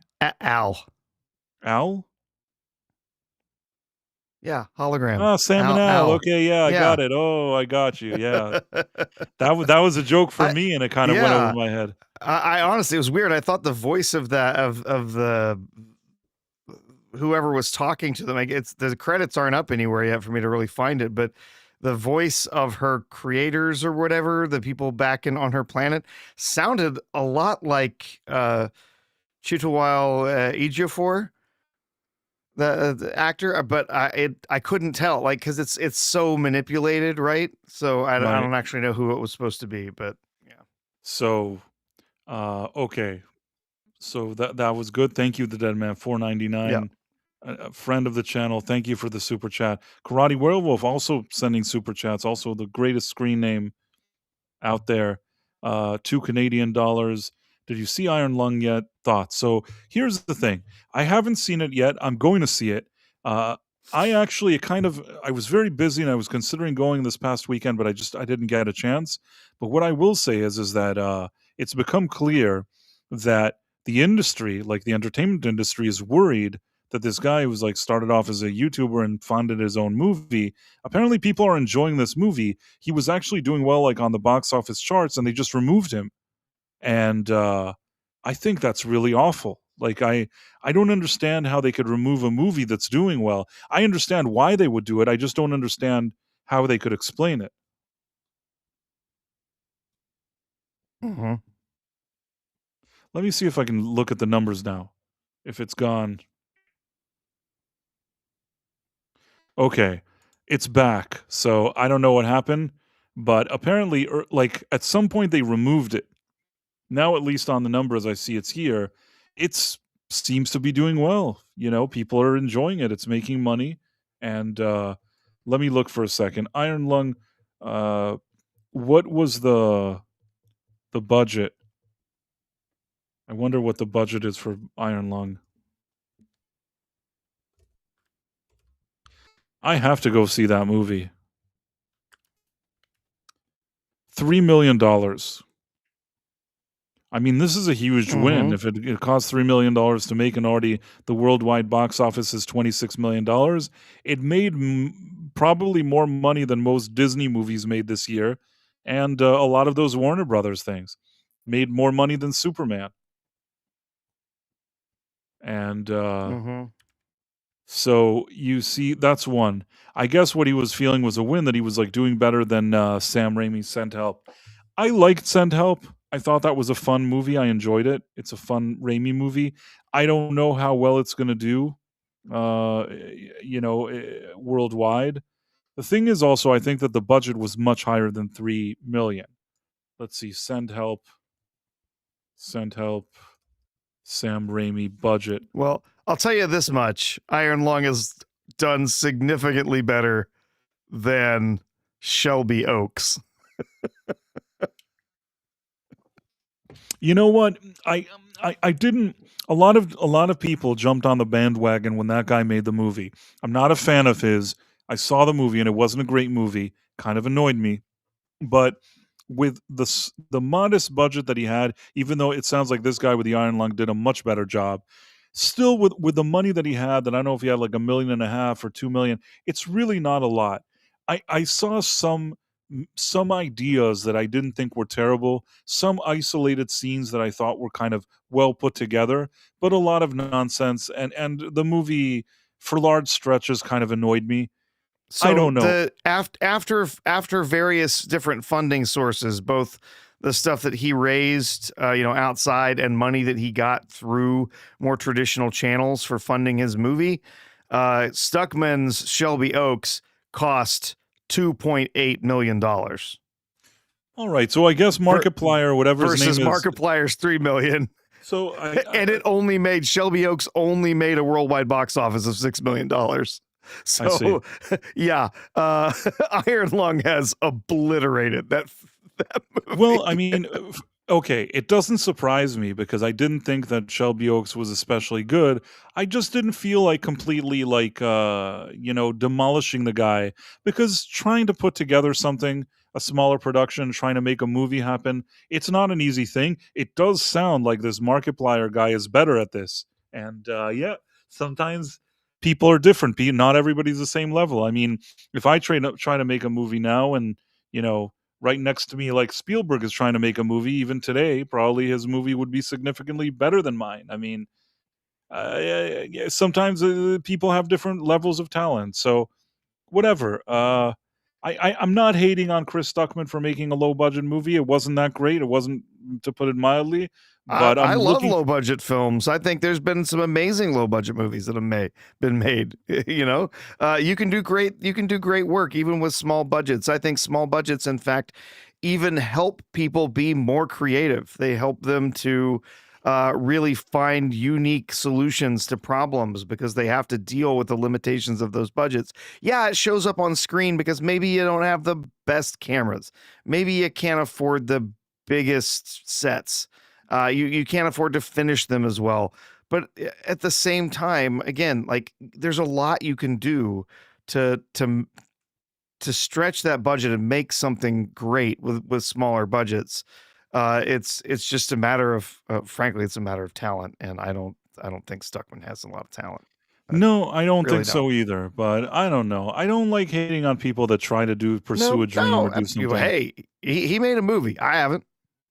I can't take that away from him, right? Like Right. he went out, he made that movie. He tried, he gave it his best. I'm not going to say that that it was just some, sort of scam or, grift or anything like that. That would be the worst, right? For him to go out and do something like that, like some of these cryptocurrencies where they, put this stuff out there and then there's a rug pull and they steal everyone's money, or these people that go out here with these Kickstarters and they pull in hundreds of thousands of dollars and then never deliver on the product that they originally had offered, the project that they had offered as part of that. And then it's kind of discovered later on they never had any intention of actually ever finishing it, right? And they just take the money and run. Those people are scum. Stuckman, he made it happen. He made his movie. He did what he wanted to do. He put his film out there. Good, bad. He made it. He delivered on what he wanted to do with it. So you can't take that away from him. I not the kind of movie I'm interested in. Reviews I've seen of it doesn't look all that great. It seems like it's got a lot of story problems, but yeah, he made it happen. And so, and again, he wasn't didn't seem to be scamming anybody. He wasn't trying to pull the rug out from people. Like he made it happen. He delivered on what he was planning to make. So I'll tell you what I think. I remember watching this movie in the theater and being kind of bored with it.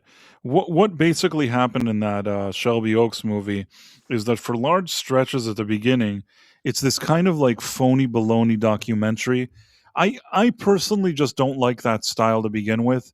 That it's like it's a way to save money. So for like a big portion of the movie, it's as if it's like a Dateline, you know what I mean? One of those things where they're interviewing people, some daughter disappeared, and it's like Man, it's like even the real Dateline is not really my cup of tea, but at least the people are on it. They're telling their story. This is like actors that are some of them are not even very good, trying to pretend to tell the story like that. So it just kind of takes me out of the whole movie, and that was really what made me suffer throughout large portions of the movie, especially the first like 30 minutes for sure. I think the movie's like 90 minutes. 30 minutes at the beginning, suffering for sure. Maybe even like 45 minutes of suffering like this. Then supposedly the found footage, CNN or Dateline or whatever things, that part ends, and then you have like more the narrative structure of a movie. But by the time that happens, they've bored me so much with the other stuff that it's really hard to get behind it. And then in the final half, there was also a bunch of nonsense, and like you said, characters making stupid decisions. There were a few scenes towards the end that in isolation I thought there was something cool about them, but there's sort of payoffs to a movie that never really earns any kind of payoff. You know what I mean? It could have been maybe more interesting if the whole movie was great, and then you have a few scenes like that. And I'm like, oh, this is kind of cool, but it just it. You understand what I'm trying to say? Yeah, yeah. So that's what I thought of what's his face of Shelby Oaks. I'm hoping that Iron Lung will be better. I'm looking forward to it. I'm actually hoping that it'll be good. I've heard mixed things. Depends on who you're talking to, whether they really thought it was solid or not. But obviously, it seems to have an audience. People are interested in it. Another horror film, not for me. But it's so far seems to be getting some pretty decent feedback from a lot of people. So I mhm. see that on Box Office Mojo, they don't have the Iron Lung movie. So here they removed it.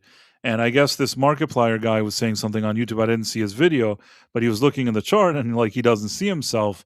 And it's strange because he actually, I guess, at least on this specific day, made more money than Send Help, which is Sam Raimi. So for him, this is like a huge honor, like a big win, but they're not giving him his win, I guess, not on this site. On box office numbers, I did see it, but in this place, they didn't do it. What numbers do they not have for Iron Lung? They don't have. If you look at the data as of February 5th, he's not listed here today. Ah, okay, I see what you're saying. Now, somebody here said that the Rolling Stones were good in the early days, and I agree 100%. I feel like Yeah, it's the earlier Stones that I tend to like. Their later stuff is not as I think is not as genuine. It feels kind of I wouldn't say that they sold out, but it's not as unique. It's not as creative as some of their earlier work. once you hear the song "Everybody's Seen My Baby," you know that that's the end. Like there's no coming back from that one. I always remember how much that song annoyed me, and it actually did well for them. And I'm like, I can't stay. Like, I don't want to be mean. I can't really stand that song. But what I do like is Satisfaction, Jumping Jack Flash. Absolutely, yeah. Trying to think. What else do I like? I guess those early songs. I tend to think people always said that prior to his passing they had Brian Jones. Now, people have always said, well, he wasn't such a good musician anyways. They didn't even need him. But you know what? I think they did need him. I know this sounds strange, but from the second that Brian Jones is not with them, I don't think they're as good as they were when he was there. Maybe he drank a lot. Maybe he was a jerk. Maybe they hated him. Maybe he was holding them back. But I think that maybe his presence wasn't terrible there. Because it's the only real thing that changed. Once they didn't have him, they're not as good, in my opinion. Hmm. I could say that also about Pearl Jam's first album, 10. They had a drummer called Dave Cruzan, who they fired immediately after the recording of the album. Maybe, I can't say if rightfully or not. I think the guy had some issues, although he resolved them later, and he's actually a really good drummer, I think. But the drumming that he did on 10 is phenomenal. And part of the reason that album is so strong is because of this guy's drumming. Hmm. Like, sometimes you don't notice. You think, "Oh, well, they'll bring another drummer." You know what? You take away a certain angle, a certain part of this puzzle, and you don't replace it with something that's either as good or as unique, and you also kind of lose something. Yeah, and Isphobos is yelling in the chat. Mick Taylor, yeah, and actually, I think I would probably have to agree. I think probably if I look through their discography, again, I don't listen to a ton of music, but if I look at it, I feel like the wheels kind of came off with Black and Blue. That was probably the first album that I listened to. I was like, I don't know. Like, it just didn't feel as good as any of the stuff they did before that. And Black and Blue is the first album without Mick Taylor. He had left the band at that point. So there's not that there's not any good songs after that, but it's just not. I don't know. The ratio of that's great stuff to meh, like it just kind of starts growing after that point around 75, 76. You know, not as solid from then on. Hold on one second. I'm trying to see for a second. Yeah, I mean, the last album they did with Brian Jones was Let It Bleed. Mm-hmm. So maybe they still had some decent things afterwards, but I really think that their best work was when he was around. And until today, his deletion is rather suspicious. Mm-hmm. I mean, they all were sort of partying. They saw him. They didn't see him. It all sounds kind of fishy. I've heard a lot of stories about that over the years, and I don't know. I could be wrong. You know, sometimes you want to believe conspiracy theories. The thing is, you have to understand, back in the day like that, and especially in the atmosphere of like the 60s, with all the stuff that was going on, I think that sometimes something happened and people were quick to either run away and escape the scene or sweep things under the carpet and run away. You didn't have like Ring filming everybody running around. You didn't have 70 like drones with cameras and like satellite. At the time, there's like a party. This guy's like, you know, seems to be floating in a pool. Everybody leaves. Yeah. Yeah. I know how bad that sounds, Professor, but I suspect that there may have been some incidents like that. Let's just say that. Yeah. Yeah, you're right. Let It Bleed. Let It Bleed is a great album. That's a really good one. I mean, after that, they've still got some other good ones, though. I think Sticky Fingers is pretty good. Yeah, I mean, there's a few more in there, but yeah, it's earlier Rolling Stones. If I'm listening to Rolling Stones, I'm listening to their earlier stuff. Yeah, Definitely. Well, we have beat around the bush here for a while.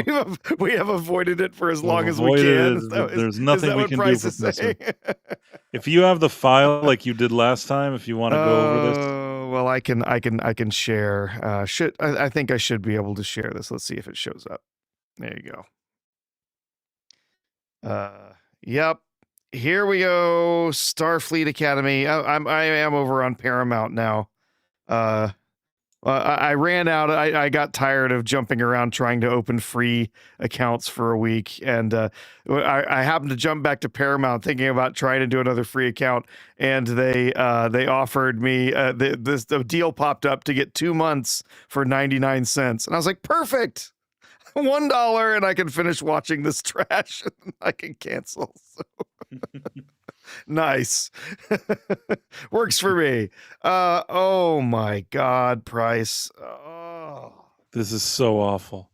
Like the second I already saw this, I was already annoyed. Like I was saying before when we were talking with Robothead about it, 60 seconds into watching this, I'm already annoyed and I'm already like DMing you.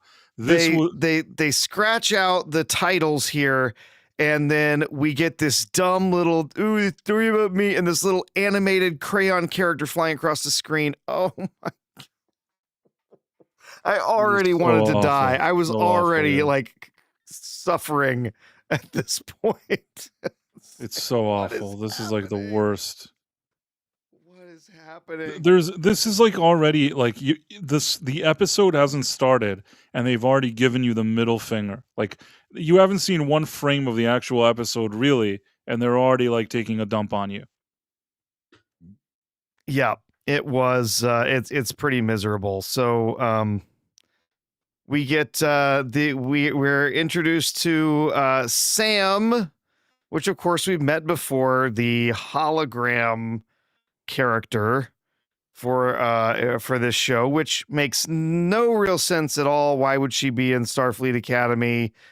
She's a hologram. Why doesn't she just like upload what she needs to learn? Why do they let her play a sport where she's basically invincible? That makes no sense. Why is she an overweight hologram who appears to be slightly autistic, perhaps? I don't know. None of it makes sense. It's ridiculous. And then, of course, we get this intro of her talking about herself and looking through, talking to all the people. Look, they all love me and they all have nicknames for me, and it's great. No, everyone thinks you're a freak. Like, this is clear. This is some sort of delusion in her head. What else could it be, Price? Also, even these people look like weirdos. Oh yeah, yeah. All of the Starfleet Academy. This is just completely weird. We get here we get the girl from Sharon again, which again, among all the characters, she can't exist. Her species has been dead for 1,000 years. She can't exist, and they shove her in all the time. They keep inserting her in there. It's stupid. We get her, dancing around. She's walking through, talking to everybody. Everyone has nicknames for her. She's dancing around in her quarters. All of it. Oh my God. My notes simply say, "Oh my God, a Sam episode. Please God, no." That's what I said for my notes here. The first few minutes. She talks about how unique she is in all the world. She's the only one like her in all. That's true of everyone, sweetheart. Okay. Like, there's only one of anybody. But that doesn't make you particularly all that unique as far as like your contributions to the world and everything, but whatever. She's going around saying hi to her friends. They're calling her all these nicknames, and one of them was like bowing and praising her and stuff. Oh. Yeah, again, all I can say is it has to be like in her head. I don't know where else this would be coming from. Let's see. I tend to agree. She's wandering around. She's talking to the camera, breaking the fourth wall, which immediately, like, this is not Star Trek. A character walking around, talking to the camera, talking to the audience. Like, what is this? I was like, actually, I texted Price. I mentioned this to someone else earlier today. I said, it feels like this was some rip-off version of Ferris Bueller's Day Off that was written by Adam Sandler and directed by Paul Feig. Yeah, that's exactly what it is. It's terrible in every way that it can be. The dialogue is bad. The shots are bad.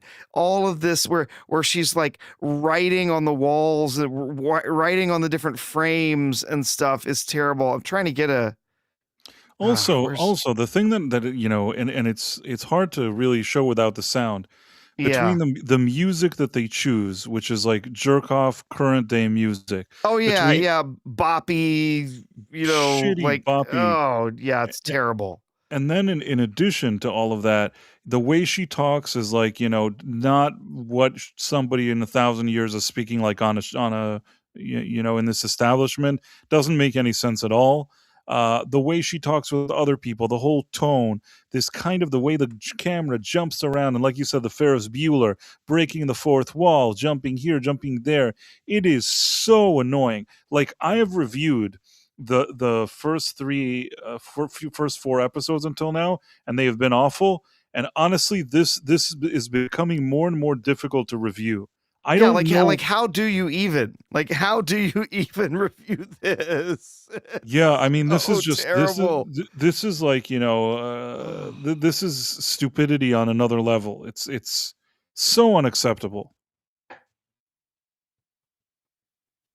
So Anyhow. they're sitting around. She's telling us that the blue fish boy here, who likes fish sticks, it's been hinted or talked about before that he's quote unquote allergic to bananas. Well, it turns out he's not actually allergic to them. There's something to do with his biology that the potassium in the bananas breaks down almost immediately when it goes into his gut, and it causes him to have digestive problems.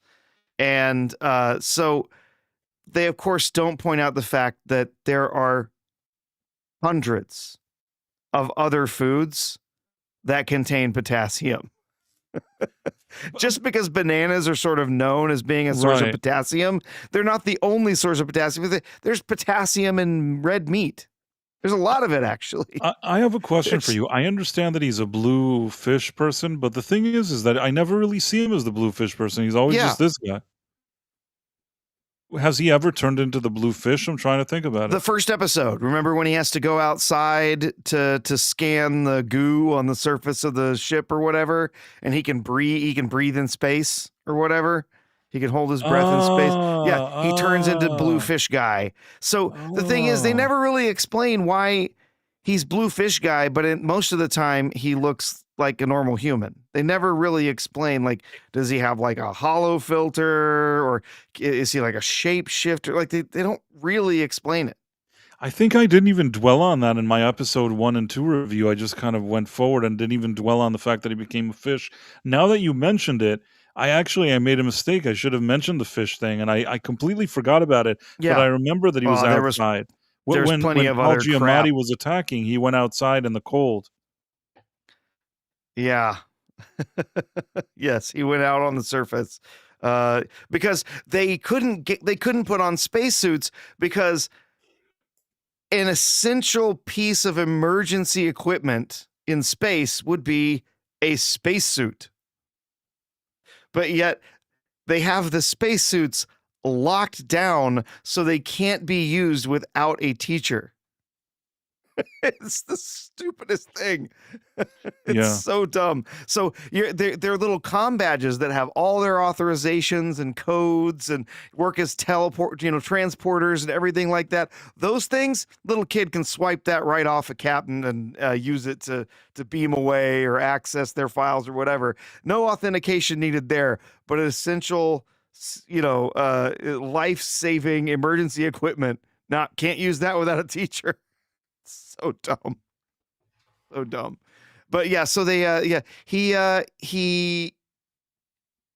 eats the food, and they're always like slipping things in that have potassium, bananas or whatever in them, so that he vomits. And of course, this is hilarious because when he vomits the hash, he barfs glitter. Sweet heavens. My so God. Stupid. I don't even understand it. Why would he barf glitter? It doesn't make any sense at all. It's so stupid. It's so dumb. Throws up glitter. So we have a character wandering around to poppy modern music, talking directly to the audience, breaking the fourth wall, drawing on the screen in pink crayon. And then we have a character barfing glitter. Like, at this point, I'm already ready to just turn this off and never come back. Bad. I couldn't believe that I'm going to have to sit like through a whole episode of this. When I saw this, I'm like, there's no way that I can sit through this whole episode. And it was a struggle. It was really, really a struggle. But go on. Let's look at more. Yeah, we get the barfing glitter. clicking in the wrong place here. What is food? These little floating bubbles that are popping up with different questions that she has about about living as an organic, because we find out that the reason she's there is so that she can learn about organics and go back and tell her people, which of course, remember that her people are holograms, they are photonic beings. Where did they come from? Well, they were made by organics a long time ago. But somehow they don't know anything about organics, even though they were made. I have to try to understand here. Does she explain this here? Where is this whole situation explained to us? She is a hologram, and then suddenly here she was talking to these, like, her superiors who were asking her information. I didn't even know until this episode there was a superior. I thought she was just like an idiot hologram. Yeah, they didn't really tell you. They told her she was from this other planet called Cask, and they said she was a photonic being, a hologram being, whatever. And in this episode, you're learning that she is sort of is sent on a mission by them to learn about organics, and that her training at Starfleet Academy is going to allow her to become sort of their ambassador, their emissary to organic life outside of her home planet. And so she keeps being sort of called by Mork from Ork here, or excuse me, Orson, the mind from Mork and Mindy, to calling her up and asking her questions about what is she learning? You should take this class so you can learn this thing, and if you don't take that class, we're gonna kick you out. It's like, what? If you don't take that class, we're gonna kick you out, and you're gonna be a failure, and you have to come home as a failure. Okay, sure, whatever. Terrible stuff here. I can't even. They want to learn again. They want to learn about organics. They sent her there to learn about organics, but they were made by organic people. How did they lose knowledge of what organics were? Or I don't understand that at all. That would be like the Doctor, who was a hologram. He was made by human beings. 1,000 years later, like, not understanding human beings. It's all very weird. It makes no sense. Doesn't make any sense. Makes no sense at all. Right. So she talks to her. The problem. This whole episode doesn't make any sense. This is what really annoys me. I mean, this whole show doesn't make sense. But out of this whole show, which doesn't make sense, even the worst episodes until now, I understood the logic of the stupid activist writers making it. So I'm like, okay, they're activists here, they're activists there, and they wanted this and they wanted that. I get their stupid agenda peddling. Here, this is like stupidity on the level that's like, it's difficult to put into words how stupid this thing is. But let's try anyways. So we find out that she's taken up music, and of course she plays the theremin. Of course, like when the you original watch her Star Trek song theme, when you watch her playing the theremin here, she's not playing it right. And on the same time, how is she playing the theremin? Do you know how a theremin works, Bryce? You've been a musician. Do you know how the theremin works? I honestly I know what the theremin sounds like, but I've never played one. So the way that it works is that there's a little antenna there, and then there's another little antenna, little plate, and so it works by your electrical field in your body, the capacitance of your body interacting with the electric field coming from the theremin. And so moving your hand up and down changes a tone, and moving your other hand changes the intensity of that tone. And so you can move your two hands back and forth. So you're basically manipulating the electromagnetic field of this thing. But she's like moving her hands in and out of it and up and like all over the place. It's not how you play a theremin at all. Well, I'll be honest, even though I'm a musician, I've never played it. I actually know what you're saying, that like you move the hand. I did know that. Yeah. But Listen, let's put it this way. Well, regardless of what I knew and what I didn't know, if I'm writing a show and somebody's supposed to play a theremin, the minimum I can do is like pull up a video of somebody playing a theremin and seeing like how do I make this look authentic. Or They you don't could do the minimum actually research. you could give her 10 minutes with a theremin. 10 minutes with somebody who knows how to play it to say, Right. well, this is how you play different notes. You don't have to actually teach her to actually play a song. You can take 5 minutes of somebody who actually, and I know somebody who's played theremin. He literally, he built his own. He learned how to play it. He's that kind of a nerd, right? And you know, it's not that difficult. It's difficult to master, but to learn the basics of this is what you do, it's not hard. You kind of move one hand this way, move the other hand this way. And, you know, there's little tricks you can do if you really know how to do it to like sort of pull back and pull forward. It's to actually like do stuff. But the basics of just playing, it's not that hard. All they had to do was ask someone to come on set for 5 minutes to be like, how do you actually play this? And I guarantee you, this is Hollywood. There's someone around who plays the theremin who could tell you. Anyway, I thought that was silly. Like just watching her, like I'm like, that's not how a theremin looks, but whatever. And then she has an interaction with let's see. Oh, where did it go? Is this Tawny Newsom's character here, or is this somebody else? I think maybe that's somebody else. She's talking to them again, talking about taking this class to learn about the unexplainable. Like, that's a class? Like, why is that a class? I take a class about the unexplainable. Maybe I don't know, military tactics? Self-defense? Sounds so stupid. Yeah. I don't know, history. No, we take phony baloney ass classes like explaining the unexplainable. You know, it's like I just wanted to like the you know the course that comes after that, like your or maybe the prerequisite to taking explaining the unexplainable is you have to take ancient aliens course or something. Yeah, I mean, they could have worded it differently, but the unexplainable just sounds like a stupid thing, like this entire show. It's so dumb. So they're like, you have to take this explain the unexplainable course, whatever.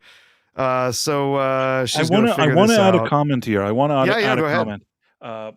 The thing is that like Ferris Bueller's Day Off had Matthew Broderick in his prime, okay, with full of charisma and charm, charming the pants off of you as the camera follows him around. This girl is the opposite of that. It's like when she's on screen, it's like so cringe and annoying. It's just and okay, I'm going to choose my words carefully here. It's nothing personal. I don't know this lady, okay? I don't know her. Maybe she's very, very nice, and that's fine. But she's not a good actress. She is not, you know, sometimes you say, well, you know, maybe it's an actress that's not great, but she looks like world class. I think we can scratch that one off the list, okay? You could say maybe, well, she doesn't look world class and she's not a great actress, but maybe she is athletic, or she has you know, at least other qualities that are physical that are interesting, or you know, or maybe she has an interesting personality. She's funny. This actress is none of those things. She really, she's not a good actress, and anytime she's on screen there's like this kind of cringe feeling. But go on. Yeah, no, as I was just trying to get a shot of the Cardassian character that we're introduced here, who teaches this explain the unexplainable course, who is of course Tawny Newsome, who wrote the episode, also pitched a office-like comedy in the Star Trek universe to Kurtzman. That was her big pitch. They would make an office comedy in Star Trek. Ugh. Okay. Sure. So Yeah, she goes back. She talks to them like, you have to take this course. You got to do that. We go back and there's this idiocy going on here where they're like, we're going to divide up the school. So you war college people like don't cross this line or something. I don't even remember what was going on. It was so dumb. More trying to convince us that I'm supposed to be intimidated by this 5'0" Romulan girl. It's clear. Oh, she's such a badass. Okay, sure. We get more of her like breaking the fourth wall and By the way, she talking to doesn't us. have a lot of credits, Tawny Newsome, in writing. It's not No, like she all day she doesn't. writes This is stuff. like one of her firsts. Right, this is like she- one of the first time they gave her like, yeah, it's a $10 million episode of Star Trek. Just to make it your own, you know? And this is what she has to offer. Just some stupid TikTok shit with some annoying actress that's not very good. We get Again, I don't know her personally. I just don't like her performance. Yeah. And personally, I don't hate her. She was one of the voices, one of the main characters on Lower Decks. I thought she was fine there. As someone doing voice acting, I thought she was decent. I think she's got some solid comic timing. All of that's fine. She has no business writing an episode of Star Trek. I'm sorry. She should be writing like teen boner comedies or whatever. Like she shouldn't be anywhere near Star Trek. I'm sorry. The talent is not there. Way The above her pay sci-fi grade. knowledge is not there. It's dreadful. Not that that's any worse than any of the other writers of this dreadful show. But so yeah, we get back to our buddy the Gary Stu here, the perfect guy who knows everything, pining over the Betazoid girl who's in the war college. He's also. I hate this split screen. I hate this fucking split screen. It's terrible. It's terrible. And they're like talking to the camera. This is so embarrassing. This reminds me of that time that Alex Kurtzman made his version of Captain Pike. I don't consider that Pike at all. Like do show tunes and sing and dance and tap dance and shit like that. It's like this does not belong on Star Trek, whatever this is. And I'm really tired. Every time they shove in the Asian guy with the green skin and red hair. Yeah, he's supposed to be like an Orion, I guess. But they shove him in like every time. He never says a word, but every time they like try to shove him in, who is that? Yeah, I don't know who's this weird like sort of half robot looking guy with the weird hair. They've shown him a few times, snuck him into the background. I don't know. Yeah, they have a few weirdos that they shove in all the time. Supposed to be. So they're telling her she needs to learn more about this stuff. She needs to be in this class. So she then goes off to learn about some of these unexplainable mysteries, and we see some of these in here. There were a few of them. Somebody mentioned some of them. The origins of the Omega molecule. That's a Voyager callback to an actually a half decent episode, really. There's a few others you can make out. There's the Guardian of Forever. Obviously this is just says confronting the unexplainable. There's a couple of others that you see in here that are again just references back to other previous episodes. You'd know this one, Price, because you talked about this in an episode over on your other show, the psionic effects of the galactic barrier, right? From Where No Man Has Gone Before, right? Right. There's what is seems like there was another one in here that I remember. Somebody said something about that was Katra stones. That's a Vulcan thing. But yeah, she goes and she's looking at this, confronting the unexplainable stuff, and she goes and she sees this thing about the emissary. And she goes, oh, emissary. That's like me. I'm an emissary. And so now she starts fixating on Benjamin You know why I Sisko. like this? You know why? This is the only scene that made me kind of optimistic. You know why? What's that?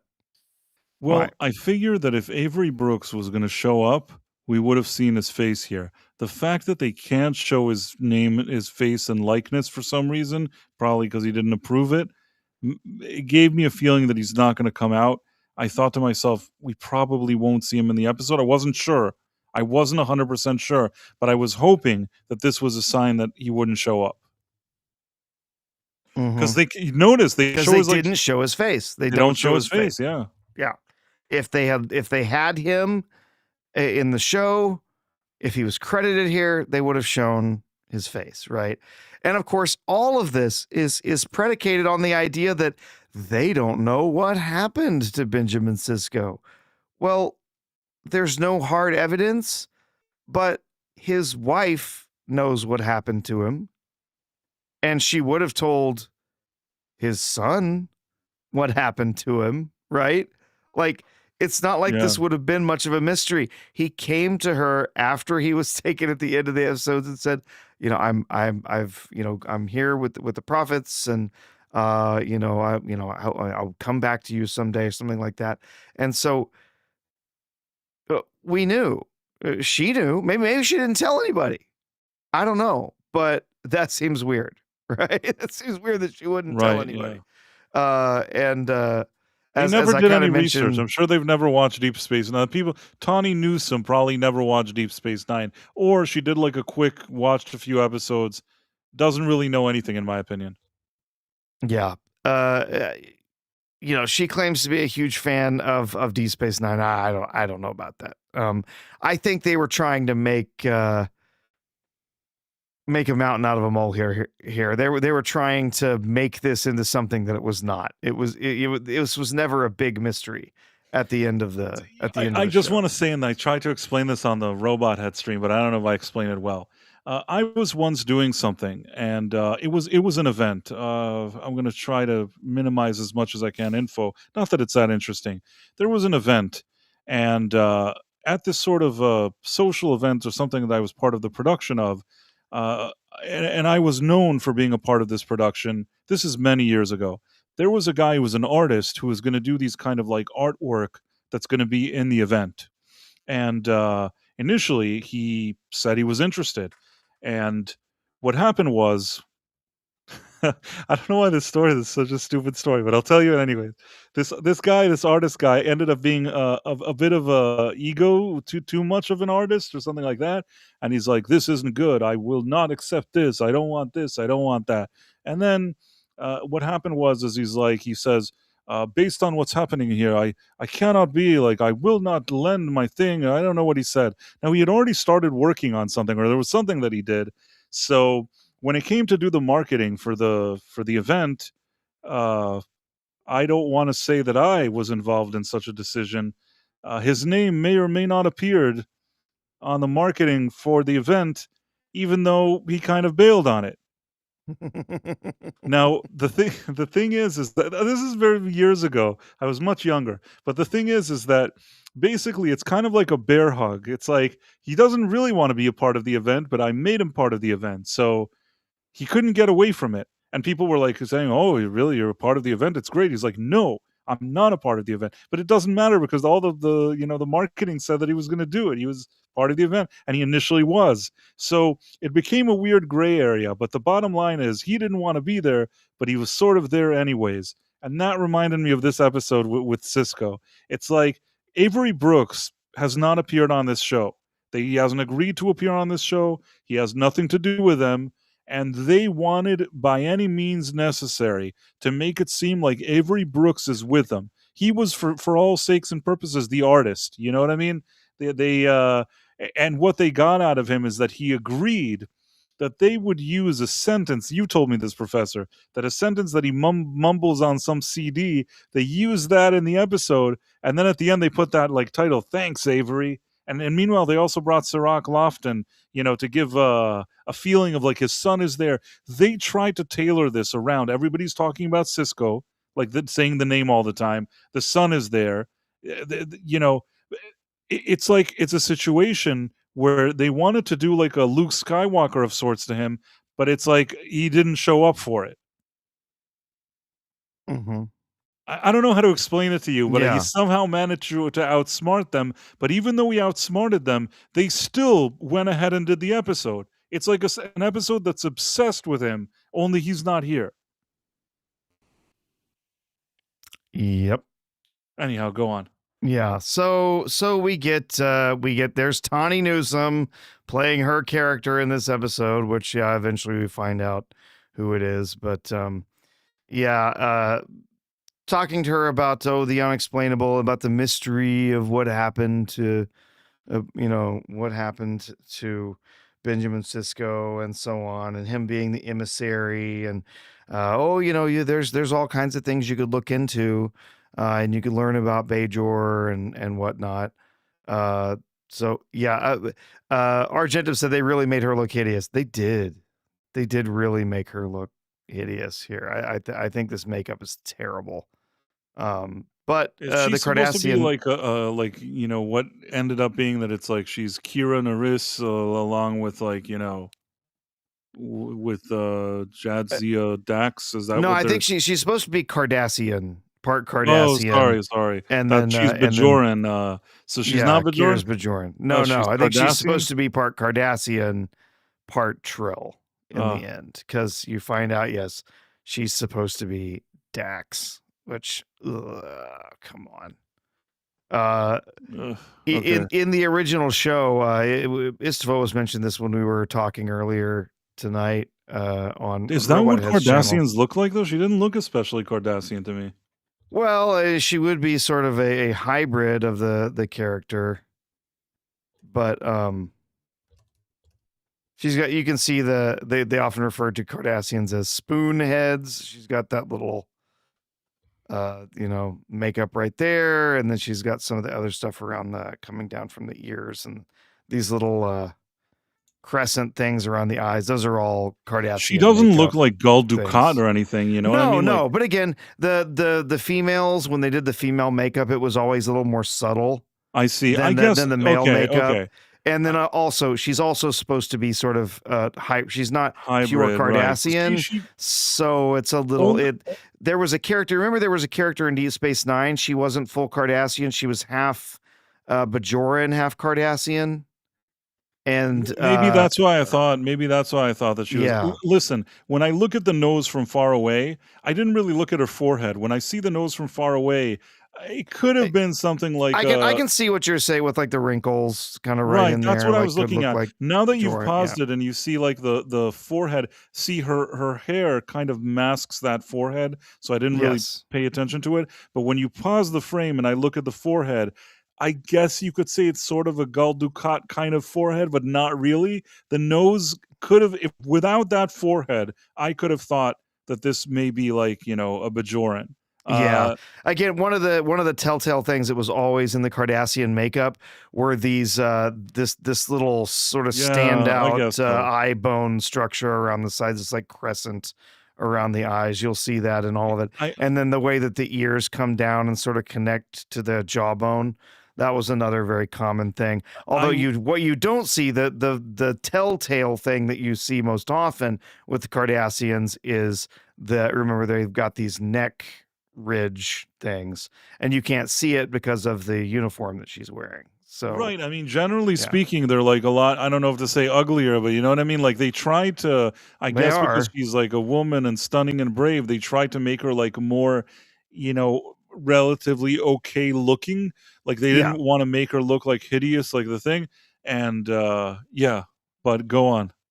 No, I was just saying, like, it's supposed to be sort of a toned down makeup, and the female Cardassian makeup was always a little bit more smooth, right? It wasn't as aggressive as the male makeup, and that was intentional. They were trying to show there was dimorphism there, and they also wanted the female actors who were coming and playing these female Cardassians to be less upset that the makeup made them look hideous. That's true. So they intentionally made some changes to it so that the actresses' own features and their own attractiveness could show through. But yeah, she's like, oh, if you can solve the mystery of Cisco, you can you can teach this class or whatever. So we get through the credits. We can see they are on planet Earth. The ship is in San Francisco. They are here on Earth. They're not out journeying through space. She's trying to learn about Cisco. They're trying to learn various stuff about him, and she pulls out this book. And it is basically, let's see if we can get a shot of it. She has this book that looks like it is a book made for elementary school kids. This is Good Night, Third Moon of Bajor or something. Like this is, it's, just look at the art. Like this looks like a children's book, and this is what she's using as a historic record of. Oh, this is the story of the emissary of the prophets. It looks like I said before. It looks like a pop-up book, but notice how but it's just it's a giant pad that has but two notice screens. that you don't see his face. I feel like that they if they could have even got him to agree that they show pictures of him, they would have taken that. They don't have his image and likeness. They don't. They weren't able to put his image and likeness in any part. No, just sort of shadows, shapes that are included there. Again, they even show there's a face on this character, but not on him. And they explain this. They do actually try to explain it away in the episode, saying that, well, the Bajorans, they don't even like having images. He's such a character is so revered. This emissary is so revered by their religion. They don't even like to have images of him printed. I remember somebody saying something like, going back to some other images, going back to some other religions. Is that even a thing though? I never heard anything about them not liking his image. Is that a thing? No, it's an excuse. It's an excuse for them not being able to use his likeness in this episode is what it is. They're looking through it, and they're, again, who is he? Did he go to be with the prophets? They look through, and she's convinced, she's got this connection because I'm an emissary of my people, and he's an emissary from the prophets. I and so hate we're, this. I we're hate connected. that they tried. I remember texting you, like DMing you while I was watching this. Like, why are they trying to make it seem like they are both equal? He was like a captain and actually did some shit. This is some dumb, stupid hologram, annoying little shit. There's no universe in which they are both emissaries. He is one thing, she is another thing, and this cheap attempt to try to kind of tie them together as if they're like one and the same. He's like influencing her, like, because she's so much like him. She's not like him. She's some annoying little shit. Sorry, go on. Yeah, exactly. Well, and he wasn't that kind of emissary, right? It was exactly. It was like a title, but it's not like he was doing what she's doing. Exactly. It was a title, but he wasn't like sent by the prophets to be their connection, be their ambassador, whatever. Like it was a title that was given to him by the religion of Bajor, because he was this, this figure that had first made contact and had, connected with the prophets and helped, he was the Cisco who had, helped explain to them what linear time was. And then later on, we find out like sort of his birth was sort of engineered by the prophets. So he would be there when he was needed, and he would have the, the temperament and the connection to them that was needed, and so on. But yeah, another thing that I thought was stupid. Just a dumb little thing, but they're reading that little children's book about the emissary, and it says he battled the Pa race in the Great Fire Caves. They were never called the Great Fire Cave. They're just the Fire Caves, right? They I don't know. Anyway, it was Right. dumb. They read this stupid book. Then they start talking about like, oh, well, how are we going to decide if, how are we going to connect with the emissaries, and how are we going to, how are you going to find out more? How do we know what happened? And so they're talking about Bajorans, and this guy goes, "Oh, I just joined the Bajor Club." What? Yeah, I don't even know what that means. Does every planet have its club? Is there a Vulcan club? Is there an Orion club? Is there an Andoria club? Is there it doesn't make any freaking sense. Did you join their religion? Did you go and become an acolyte of the Bajoran temple? Like what? Did you? I just joined the Bajoran club. You could talk to the Bajor. So she goes to go talk to the Bajoran club, which appear to be some Bajorans who are worshiping. They're looking at their spiritual books. Of course, most all of them are women, right? Ton of women on this show. Yeah. All women.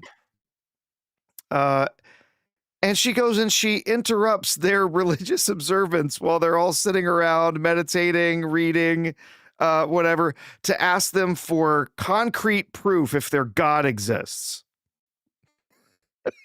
So annoying. Yeah, she could be arrested. Oh, her and Don Lemon, one in the same. He's the Don Lemon of this show. Exactly. Yeah. So she goes and she basically assaults these students. So then, of course, she's pulled out after demanding proof of the existence of their God, and she has to go see, Footloose here, Little Piggies, the Chancellor, who's telling her you did what? You asked for what? And she tells her that, there's a. If you really want to learn about Sisko, there's a museum about him in New Orleans, because of course that's where he was from. That's where his family's restaurant was, Sisko's, and so there's a museum there, and then says, "Oh well, you can visit a virtual version of it here in the school." Of course, ignoring the fact that they're on Earth. New Orleans is 5 seconds away by transporter. Right. She could just beam over there. And as I said earlier tonight on Robot Head's show, we were talking about it.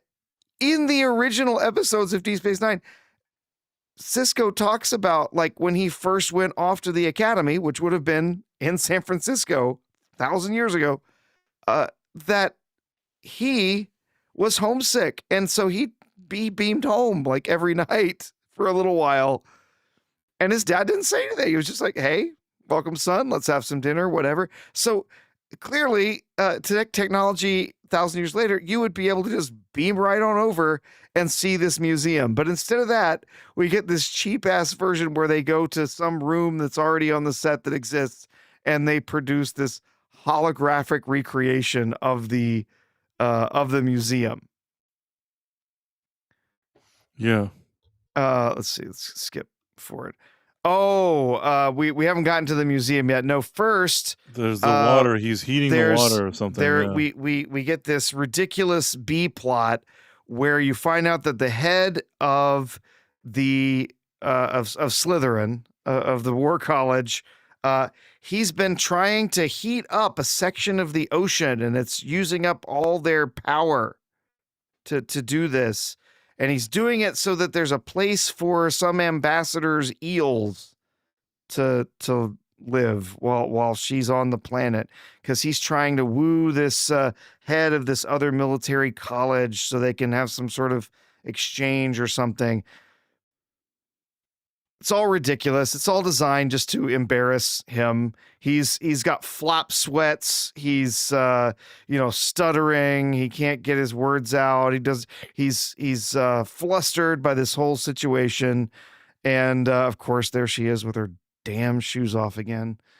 But obviously, he's a man, so he's made the object of ridicule in all of this. He's clearly not capable of wooing this person on his own. So she's gonna help him by setting up a practice diplomatic dinner so they can work on him making his connection with this military commander of this other military school or whatever.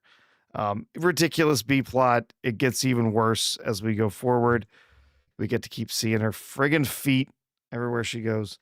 So she goes off, instead of going and visiting the actual museum, which is just a transporter away, she goes and she sees this recreation, this holographic recreation. And again, they have Ben Sisko here listed as the Chosen One. He was never referred to as the Chosen One in the show. It's not... Also, you can't see his image again. Yeah, again, it's just his outfit. They have they claim he was part of an anti-food replicator movement. That's so weird. No, he wasn't. He used to make food. He used to make food. Yes, I remember that. He was not anti-replicator, right. but he was pro making real food, because his father was a chef. Right? Exactly. He was never anti-replicator. He simply said, "Look, real cooked food. I remember that he would be making better. Food and stuff. That's part of his thing. But he wasn't anti-replicator. Yeah, I agree. He wasn't leading some sort of activist movement to get rid of replicated food. Yeah, and I don't remember anybody calling him the Chosen One. I don't know what they. No, he was never referred to as the Chosen One. At least not in any consistent fashion. No. So she sees his uniform. She's looking around. And there's all this stuff showing off, learning about Sisko and who he was, and of course it talks about his family, and it talks about his being the commander of Deep Space Nine, commanding the Defiant, whatever. And so she's learning about all this stuff, and then she's taken over where you can see this was nice. They did squeeze in some baseball references here. Did you recognize these, Bryce, from Deep Space Nine? So you got the baseball glove, right? And here's the signed baseball from the episode where the crew all gets together to play a baseball game against a Vulcan captain who has his own baseball I remember team. the episode. So there's the signed baseball. They also have the Willie Mays baseball card. There's a whole episode where Jake is working to recover this Willie Mays baseball card. And of course, in that same episode where they have the signed ball from the crew, they have the Niners hat right here. Well, at least they got that right. The hat that those guys. So I was like, I have to wonder if Cirroc Lofton wasn't involved at some level, knowing about all of these things, right? It's possible, yeah. And making sure that some of these details were in there, because I really don't think the writers of this show knew enough about it to put that. I mean, I'll be honest with you. I saw Deep Space Nine once, and once you mentioned the episodes, I remember the episodes, but it didn't immediately click when I saw it because, I feel like you're a much bigger expert. That's really... when it comes to Star Wars, because there's only a few movies, I think that I know every detail that happens there a lot more. With Star Trek, a lot of times, if you tell me what episode it is, if I see a little clip from it, I'll be like, yes, I know exactly what this is. Or if you describe it for me, then I know what we're talking about, because I've seen every episode. But it's not the same for me like for you. I feel like you're an encyclopedia. Like there's like some trinket from somewhere, and you already know what episode and exactly where it came from. This one doesn't make any sense. Okay. So this typewriter. Wasn't that a dream?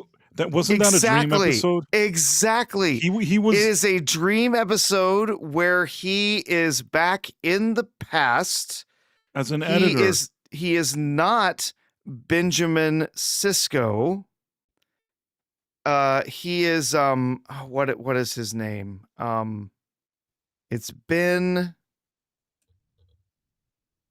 Isn't that one that Odo also is not? You don't see him as Odo. He looks Yeah, like a regular yeah, person. I think also like Quark. It's like one that it's not. There's something kind of off about it. That's why I remember it was like a So dream. he's an African American science fiction writer. His name is Benny Russell. And Yes. then you see all of the other characters in here, like Miles O'Brien is instead he's Albert, and Right. Quark is playing Herbie, and you get Kira Nerys and she plays Kay, and so you've got all these characters that are in there.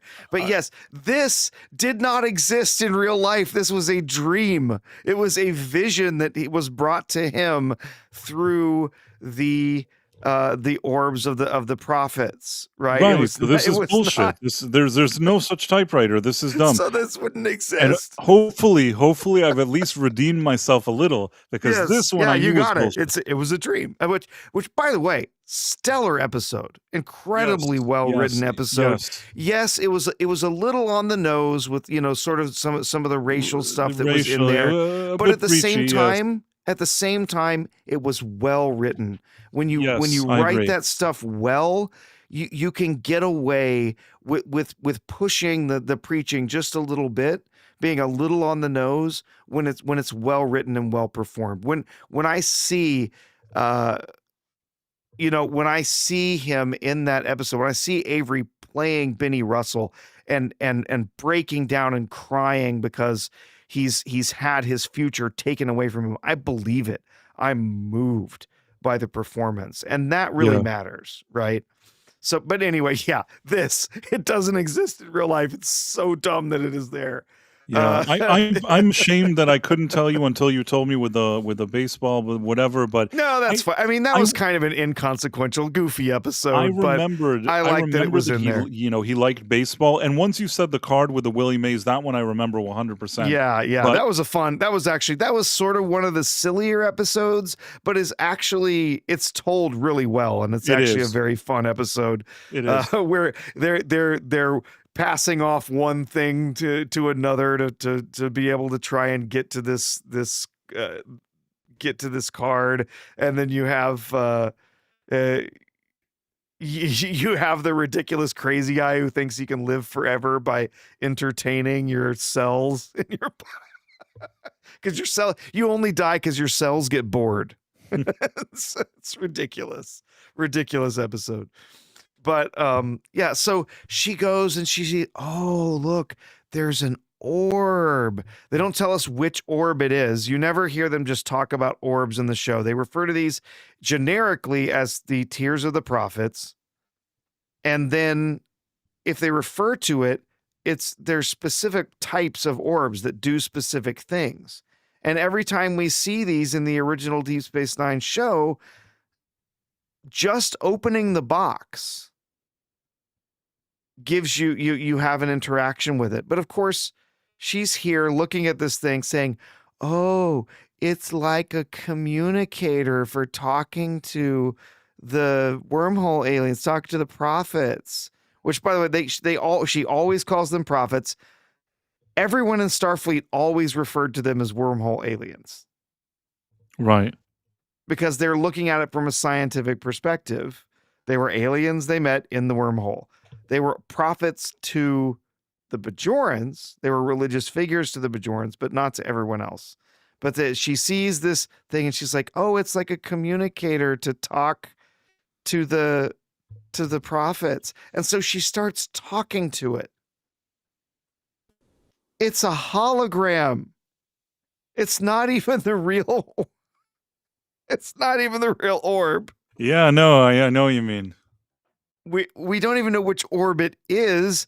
And again, as I said earlier this evening, the Bajorans are not going to let someone on Earth have this incredibly powerful and sacred religious object.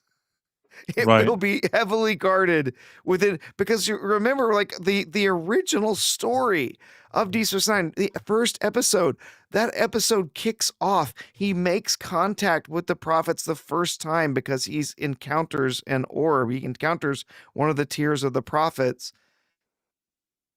And the reason she shows him that orb is that she's tasking him with getting them back.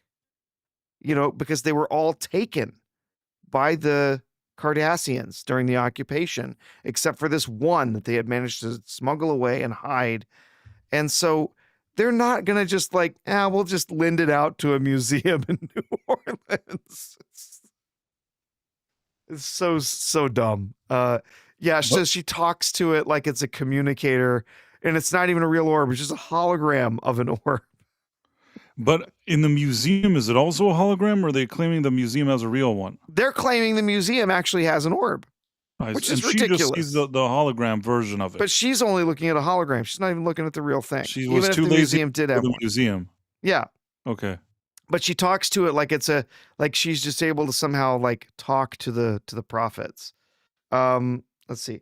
Then she's looking at all this stuff. I'm trying to remember exactly what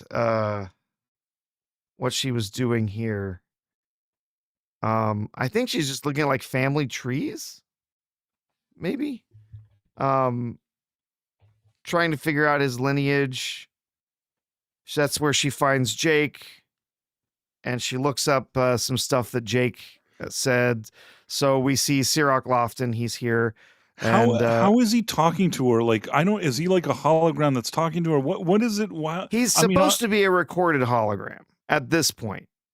She's playing back a recording of him. Why is he later looking he at actually her? appears to be talking to her, and they cry together or something. That's because later she has a mental breakdown and she's having delusions, just like the beginning of the episode. She's having delusions. She's talking to him when he's really not there. But he makes some statements here about how important his father was to him, and taught him to be a good dad so that he could care for his parents. I didn't mind a lot of what they had him saying in these episodes. I felt like he was pretty faithful to it. He didn't do anything wrong, but the thing is that just him being here is a problem. It's not that I don't think that, whatever he said is fine. I don't think that he embarrassed himself, in terms of his performance, but just being here, I think anything that lends credibility to this crap is bad. So I really wish he wouldn't have been here, but I understand that probably they paid him a paycheck, so he collected his check, but what can you do? Yeah. Oh, we're dwelling on this way too much. Let's power through some of this here. So she talks to Jake. She's trying to figure out exactly what happened to him. What did Jake know? What did Jake not know about all of this? She goes back to talk to her, to the professor who teaches the class, basically saying no, I haven't solved it yet. But she says, I'm gonna solve it. She tells her, oh, if you can solve it, you can teach the class, right? Lens flares. She asks about the food. She talks about the food that Cisco made and the restaurant and all this stuff. Ask her about the tomato debate. Should tomatoes belong in gumbo or not? Which that was never really something that came up in the show, but okay. I suppose that's a debate among chefs, whether I've had it both ways. I don't really care either one. I thought it was funny. Did you watch Disparu's review? Did you happen to see that? Any of it? I haven't had a chance yet. He was talking he's like, what the hell is gumbo? Which cracked me up. Well, it just looks like slop to me. It's yeah, what the hell's spotted dick, dude? No one over here wants to eat that. I have family from Louisiana, so I do love some gumbo. But and then she just takes this gross bite right out of this tomato, and it makes this horrid squishy sound. It was awful. It's just so since she can't taste, she goes and gets all this food from all these original recipes from Cisco's, and which, by the way, there wouldn't be published recipes from Cisco's. Cisco was going to take those to the grave. His dad was not going to True. Yeah. Why give would he share that with in fact, anybody? he says that in one episode. That recipe's going with me to the grave. So, that, Good one, Professor. I like that at this point that you just it, made. yeah. But anyway, she brings all this food to all the guys to try, all the other characters to try, and they're gobbling it up, and telling her, oh, it's good, whatever. Oh, well, you can't taste. Let's see what we can do about that. So she allows, Gary Stu here to modify her code. Like, gives him control to like start playing with her code and making And changes he's of course to her the code. best. He's the best hacker of all time. He's the so bestest hacker of ever. And so he starts like changing her hair color. Suddenly there's music playing in her ears and all sorts of weird stuff. But yeah, it's bizarro. But he starts to add some different stuff to her code so she can do some other things, including we'll see when they go out to party in a little bit. They make it so that she can get drunk. So they're talking about, how can we best, connect with the Cisco? Oh, we can go back to a bar he used to go to over 1,000 years ago. That's how we're going to connect with the Cisco. Well, Why would he be at this bar, though? I don't even understand. Why would he be at this bar? It's nonsense. It's absolute nonsense. He wouldn't be at the like bar. Some floating school? Like, why would he be here? He wouldn't. It's a ridiculous excuse. Like, oh, you wanna be like your favorite author? Go have a coffee at the coffee shop he used to drink at. Like that's basically what it is, right? It's like, well, we're gonna go to the same haunts he went to see what we can learn about what his life was like. So they decide they're gonna go to this Starfleet cadet bar or whatever. Her people contact her telling her that you shouldn't do that. You're not learning what we want you to learn. You're going to be an embarrassment and we're going to throw you out. And so it's decided. She's like, no, I'm going to do this my way. They're going to go to the bar. We get back to the stupid scene where they're practicing for this idiotic banquet. This is obviously taking off of a bunch of different Star Trek episodes we've seen in the past, especially TNG episodes where we've seen Picard and Troy like that they're practicing. Oh, yeah. I also meant that there's a bit of a social thing. Sometimes they used to play cards and things like that. Yeah. It's supposed to like give them a bit of a camaraderie thing, but this is awful. This scene is one of the as bad as all of what we've seen until now is, and it's some of the worst I've ever seen, maybe ever, on anything. This scene was also very, very difficult to get through. This was dreadful. Yes, this was punishing. It's that bad. Again, it's supposed to mirror, I think it's supposed to sort of play on what was done in some of the TNG episodes where they have to sit down and learn about like the protocol for making a connection with this new species. Oh, you can't use that word. If you mispronounce this word, it means this, not that. And, there were a few of these that happened throughout TNG, especially between Picard and Troy. There were a few different situations that popped up like that. So they're supposed to be learning about all of the process of this ritual dinner that they're going to go through. Part of it is speaking through these little megaphone things at each other. There's this blob fish out here in the middle of the table. They have all these stupid things they have to do in a certain order. One person is supposed to compliment someone else, then they're supposed to ask them for a secret, and then someone is supposed to propose something. It just goes back and forth. It's dumb. It's just totally dumb. Yeah. And I'm the still reality is on it. I do know one thing. This guy started off initially as a little more like, putting his foot down and trying to do the right thing. And by this episode, like a few episodes in, he's the butt of everybody's jokes. He's the butt of every joke because he's literally the only one of anyone here who's actually trying to be serious or sincere about anything that he's doing. Everyone else is just laughing their way through this. So of course he's the butt of the joke. And yes, he's the one who says like, you guys can't take anything seriously for even 1 hour. And like, that's like the whole show. Like, they have these little, like, what is that supposed to be, a napkin? Like, it's useless. They have spoons for eating their soup, and the spoon has a big hole in the middle of it, so it can't even hold soup. Like, it's all just a terrible joke. It's really dumb. True. We get to the bar. It's cadet night. And we find out that 1,000 years from now, nightclubs are playing the same terrible EDM and look exactly like they do in 2026. It's funny because I was saying that this thing looked like, in one of my early episodes, I said that this whole place looks like the ship looks like a Romanian nightclub. And now they really took that a step further. Mm-hmm. Yep, it's pretty terrible. They go to this nightclub, and of course they run into Slytherin while they're at the nightclub.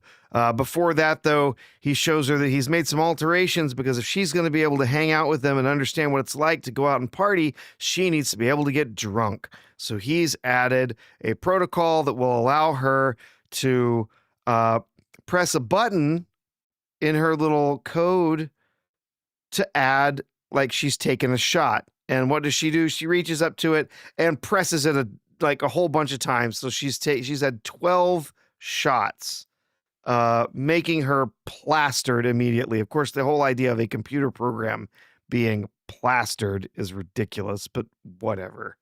Yeah. It's stupid.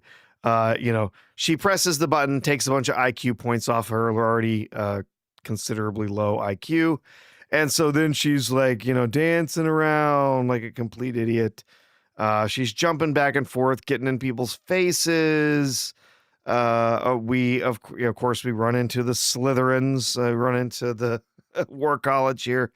And again, we're supposed to take this 5'0" Romulan chick as a threat. I don't get it. We of course have the let's just say drag Yes. queen who's running the bar. The Jolly Green drag queen. Yeah, Jolly Green. Oh, that's good, Price. Yeah, we got this whatever it is here saying, "Oh, don't, no fights in my bar. Here's some drinks or whatever." They take the drinks and then they go right back to fighting with each other, which makes no sense. None of this makes sense. I mean, this is just so much cringe. There isn't one straight person. I guess he's supposed to be the Mary Stu, whatever it is. Maybe he's supposed to be straight. Aside from that, and barely. I mean, he's not even very convincing. But all the rest, there's not like one straight person in this whole bar. Yep, he's eyeballing the girl from the War College, the one that he met before, that he's got a thing for, and the Sam here, it keeps encouraging him, go for it, man. You just need to go get it. And then we get to the bar where we have our Klingon buddy. Let's see if we can get to it here. And the funny thing is, we already knew this was coming because you saw it from a mile away. Yeah, right. We see our Klingon buddy wearing a skirt. We haven't mentioned here. Yeah, he's wearing a skirt for this whole episode. Yep. Not a dress uniform. A skirt. No, just a skirt. This is so weird that a Klingon would be wearing a skirt and walking around. Just unheard of. And then we have the very effeminate dude from the War College. They're like flirting with each other. Just horrifying. And then she beams herself in between them for no reason, to try to get them to hook up or whatever. We get more embarrassment for this guy because part of the ritual is someone has to play a song, so he's trying to play this ridiculous flute thing. Of course, everyone's laughing at him, and then the fish makes a fart noise, and everyone is laughing about it, and he gets furious at them because they can't take anything seriously, and thinks that they're not helping. So he's done with this whole thing. He's very mad at them. these two start a hookup outside. They're flirting with each other, and then just as they kiss, we cut back to her passed out on the bar. Again, she's a hologram. Why is she passed out? I don't know. Just talking about all sorts of stuff. Oh, I love, my people and all this stuff. And then we get the fight that breaks out, the inevitable fight that breaks out, where they yell, they yell for the two of them to get back in there to help with the fight. After that's broken up, they're back at their back at the academy, having gotten in trouble for for getting into this fight. Let's see. Just looking at my notes here. Part one, I will say, but one of my notes here, the actress for was playing Sam. One of my notes says, "Wow, her acting was bad. Her drunk acting, even worse." That's true. It was so bad. So we get back to the academy, and there's a voiceover from the digital dean of students, Stephen Colbert, where he talks about taking a trip to the Muir Woods, and if you're going to go on this trip, you need to be here because the shuttle is leaving at this certain time. So come and get morning wood. Right, there was something about morning wood. There was a joke, right? Yeah, they're gonna go visit the Muir Woods in the morning. So make sure you're there to get your morning wood. Ah, yes. Oh my God. Unbelievable. So we got, what was the one in the last episode, Price? Which one? Master Debater. Master That was Debater, the one. yeah, okay. And then this one, we get a morning wood joke. Just unbelievable. Oh, we have a few super chats, so I just want to quickly go over Yeah, them. pull them up. We'll try and wrap this up pretty quick because it's getting late. Oh, wait, we got a bunch of them. Hold on. Sorry. 1 second. Bunch of You have so much chats. patience, Professor.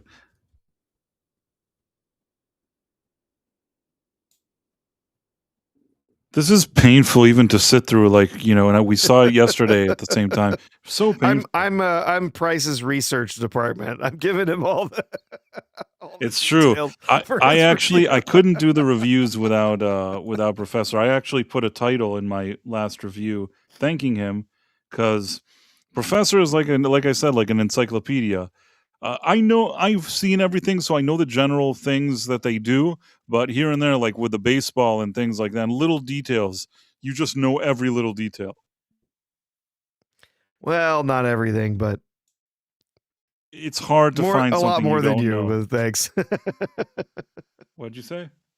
Maybe not everything, but probably a lot more details in different areas than you do. So listen, it works out. Quotes, it works you out. know exactly, items and artifacts, you know exactly where they came from. So, but here you go. Oh wait, let's quickly.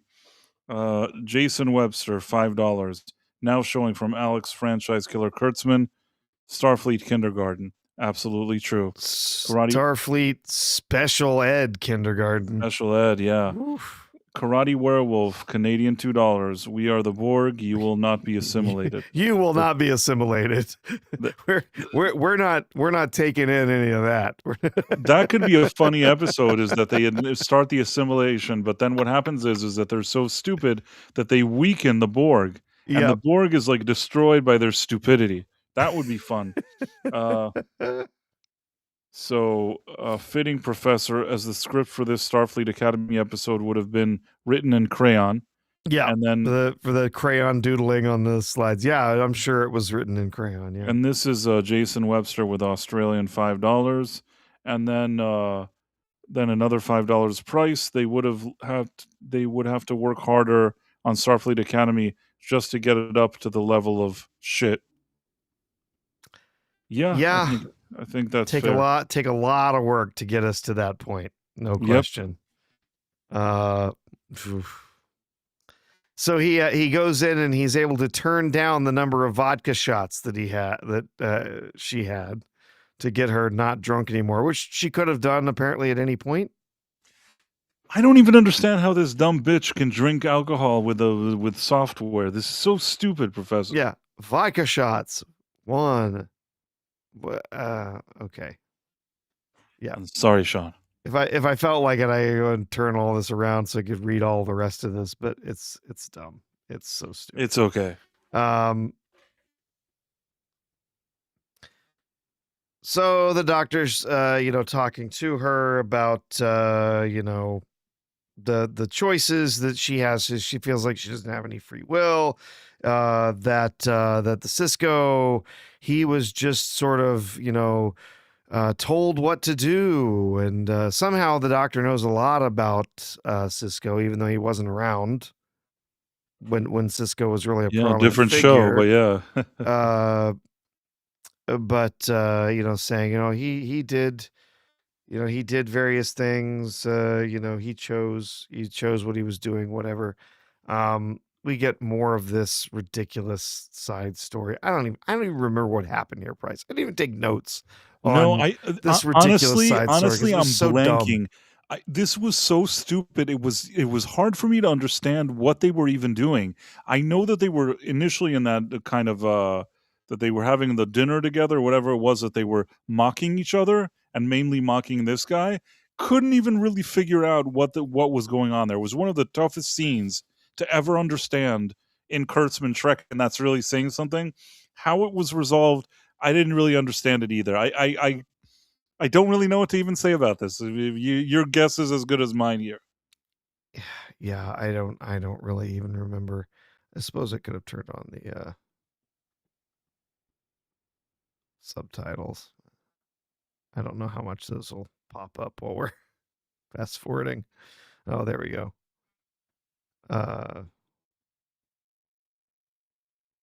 So she starts talking about trust, and she's talking to him about, oh, you don't trust me, you don't trust other people. She's like whatever. rolling around barefoot again. Rolling around barefoot on this couch, whatever. Infuriating. But she manages to get through his rough exterior and get him to laugh about something. So she comes to tell her, I couldn't unravel the mystery, whatever. I don't know. And she says, it doesn't really matter. She's upset that his whole existence was planned out for him, and of course it wasn't. Yes, he was sort of destined for something, but he also had free will. There were multiple times within the show where the prophets sort of told him to do one thing and he did something else, or he did something in his own way.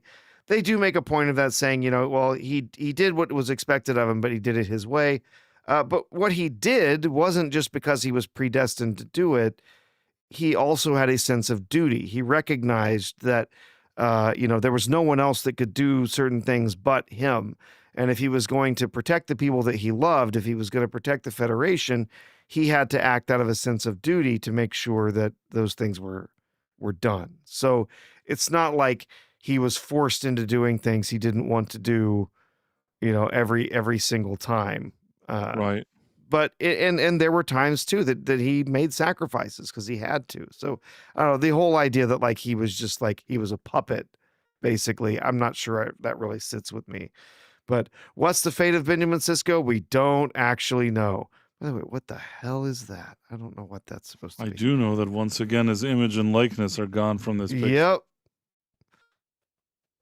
She's telling her that, oh, you learned a lot about it. Tell you what, here's this book. We had heard earlier that there was a book that was written by Jake Sisko called Anselm, which is a callback to a book that he was actually writing in the original Deep Space Nine. There was an episode called The Muse, where there's an alien that sort of like is using her energies or whatever to enhance his creative abilities, to be able to write this great book.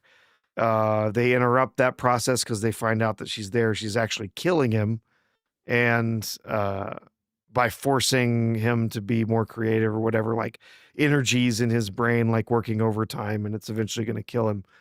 So they stop him. So he has like half of a novel written, and so this is the book that he was writing, and supposedly he finished it, but he never published it.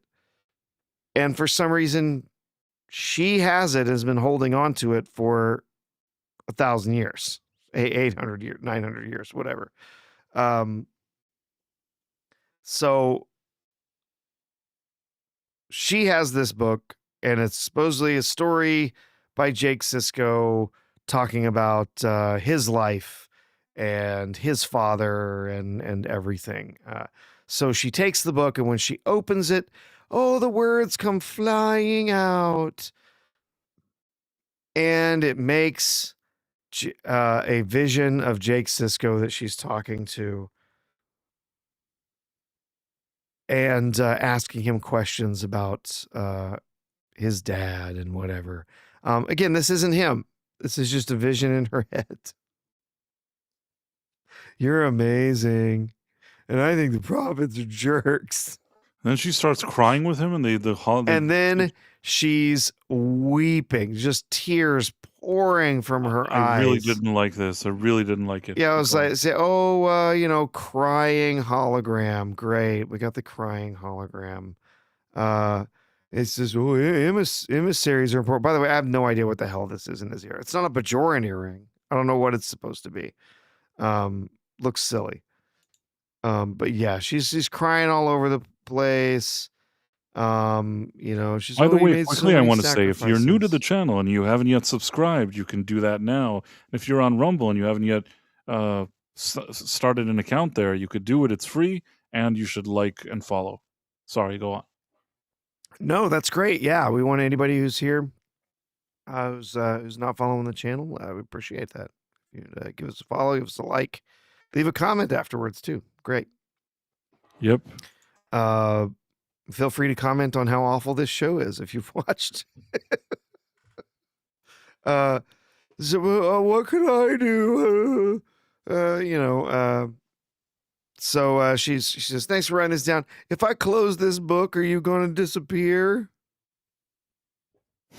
What? Like, this is your crazy delusion. Yeah, it's your fantasy. This is your fantasy. Like, I don't know what you're talking about. But he says, Sisko, he never really left us. It's just like everyone wants to, says, they're not really dead as long as we remember them, right? That's that like same a kind Kathleen of thing. Kennedy Star Wars. No one's ever really gone. They're not ever really gone. They're not really dead. I mean, in some case, in some ways it's true, but at the same time, it's also kind of a ridiculous, empty sentiment too. Holding her hand, even though he doesn't really exist. She closes the book, and then we get Tawny Newsom's character that comes up again. She asks her where she got it. She says she was asked to keep it safe. And then when she stands up, she sort of brushes her hair off to the side, and you can just barely see it. I don't know how this cut was so short, and the way that it was shot was so strange. I was not able to catch this the first time I was watching it, and I was watching it fairly closely. But you can see she has the trill spots on the side of her face. Was it common though to have like a hybrid trill with No. Cardassian? I've never heard of anything like this. No, we've never seen a hybrid Cardassian trill before. But yeah, there's the spots. She goes, "Oh, are those trill spots? There's trill markings." And so she says, "Oh, who are you? What's your name?" And she says, my full name is Dax." And so that's the connection. I had in my notes, my guess was that she was going to be a prophet, right? That was out exploring the universe or something. But no, it ends up being something. It's Dax. So they've brought that character back, which canonically, I don't know in the series how long a Dax symbiont was supposed to be able to live. I do seem to remember something that like one of the longest living ones up to that point had been like 800 years old. So this would put that way beyond this. This would make the symbiont like 12 or 1300 years old. It seems very odd, but Yeah. there's so many problems with this show. That's just another one. Yeah. So she's realized what she needs to tell her makers, and basically what she tells them is, I'm going to be the immature, but I'm going to do it my way.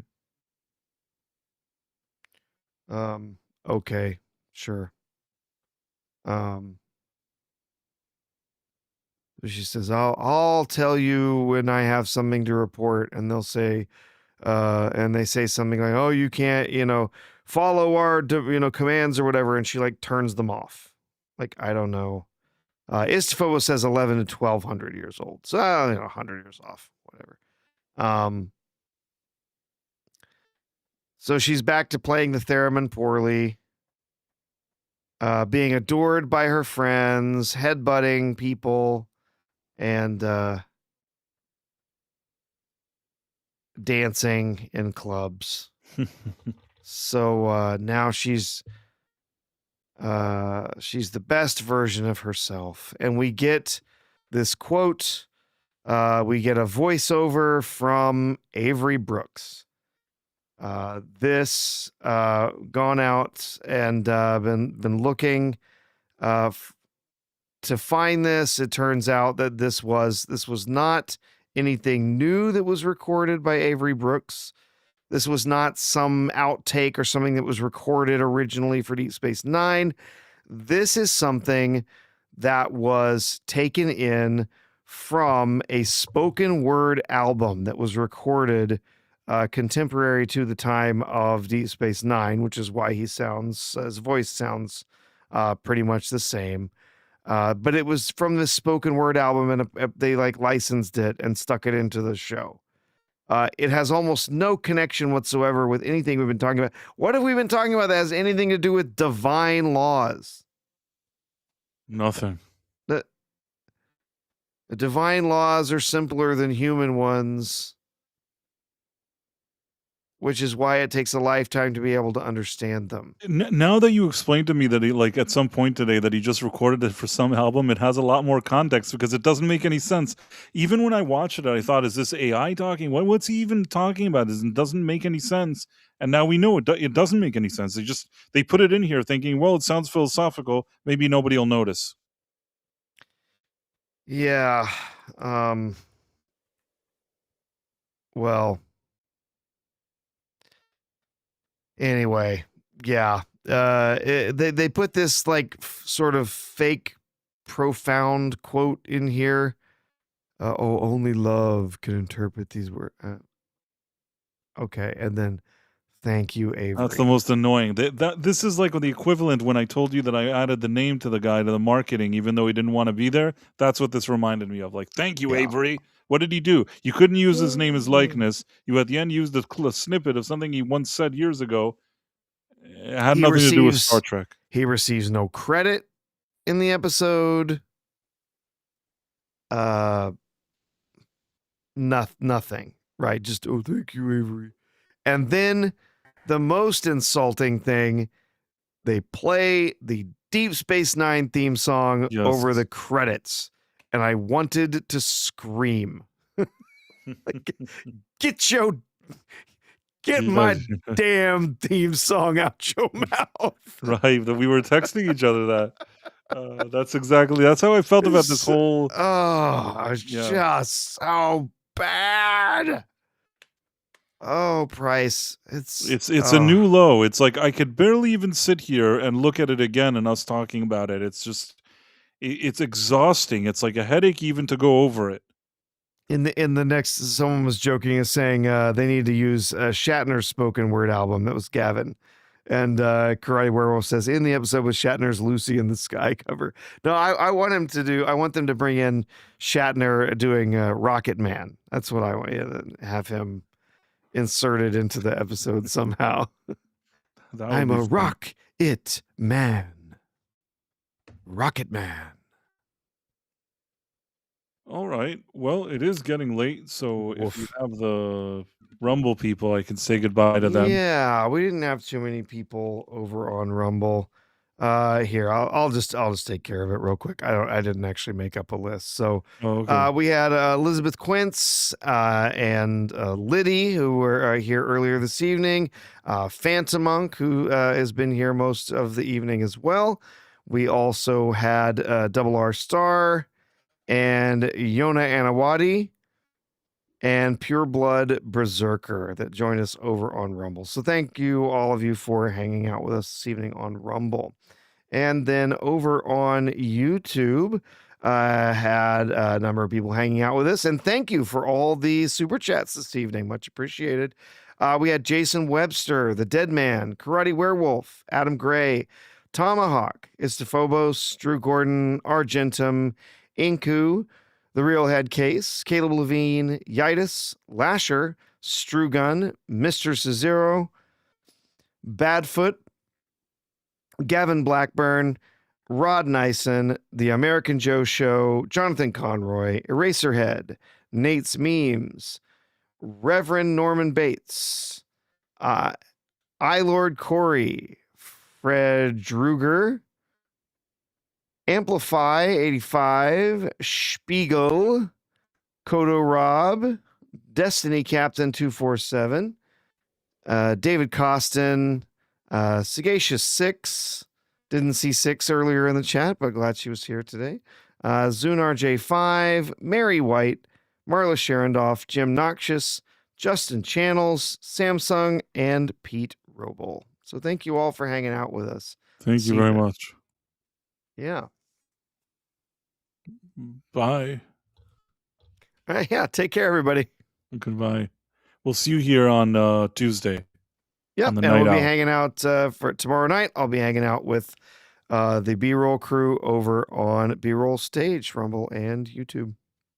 You guys should check that out, definitely. Yeah. And I guess it's time to go to sleep. Yep. Have a great night, everyone. Bye. Bye.